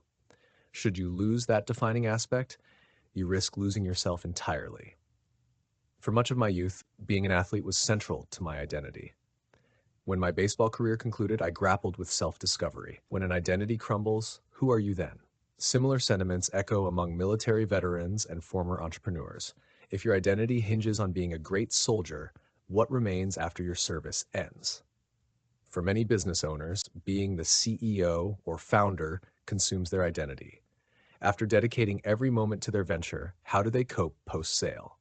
The key lies in redefining yourself to retain crucial aspects of your identity amidst role transitions. I'm an athlete evolves into I'm someone resilient, relishing physical challenges. I'm a great soldier transforms into I'm disciplined, dependable, and a team player. I'm the CEO becomes I'm a builder, a creator. When chosen wisely, an identity becomes flexible rather than rigid. Like water adapting to obstacles, your identity harmonizes with changing circumstances. The Tao Te Ching encapsulates this notion aptly. Men are born supple and yielding. Dead, they are stiff and unyielding. Plants are born tender and pliant. Dead, they are brittle and dry. Thus, the inflexible are disciples of death, while the yielding are disciples of life. The unyielding will be broken, while the yielding will endure. Lao Tzu. Habits confer myriad benefits, yet they can also ensnare us in outdated patterns, oblivious to the shifting world.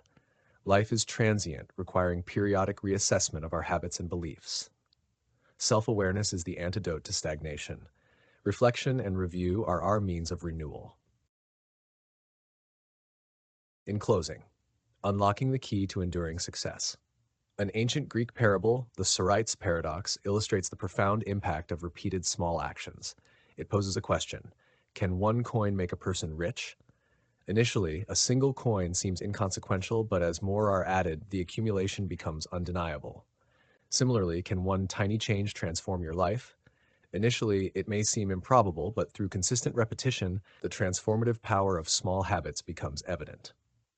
The essence of habit change lies not in isolated 1% improvements, but in the aggregation of countless small changes. These atomic habits, like building blocks, form the foundation of lasting transformation. Initially, the impact of small improvements may seem negligible, overshadowed by the inertia of the existing system. Yet, as these incremental changes accumulate, they gradually tip the scales of life in your favor. With perseverance, a tipping point is reached, where good habits become easier to maintain and the system begins to work for you. Throughout this journey, we've explored the stories of numerous achievers from diverse fields, all united by their commitment to incremental progress. Their success is not defined by reaching a destination, but by embracing an ongoing process of refinement. As we conclude, remember that success is not a destination, but a continuous journey of improvement. Armed with the 4 laws of behavior change, you possess the tools to craft better systems and cultivate better habits. Whether making habits obvious, attractive, easy, or satisfying, the aim is to shift positive behaviors to the left side of the spectrum and negative behaviors to the right. This is an iterative process without a final endpoint. Continuously cycle through the 4 laws of behavior change to identify and address areas for improvement. By relentlessly pursuing incremental growth, you unleash the power of compounding small habits into remarkable results. In essence, the secret to enduring success lies in the unwavering commitment to never cease improvement. Whether in business, fitness, knowledge, finances, or relationships, the cumulative effect of consistent effort is profound. Small habits, diligently cultivated, do not merely add up, they compound, yielding extraordinary outcomes. Thus, embrace the power of atomic habits, tiny changes yielding remarkable results.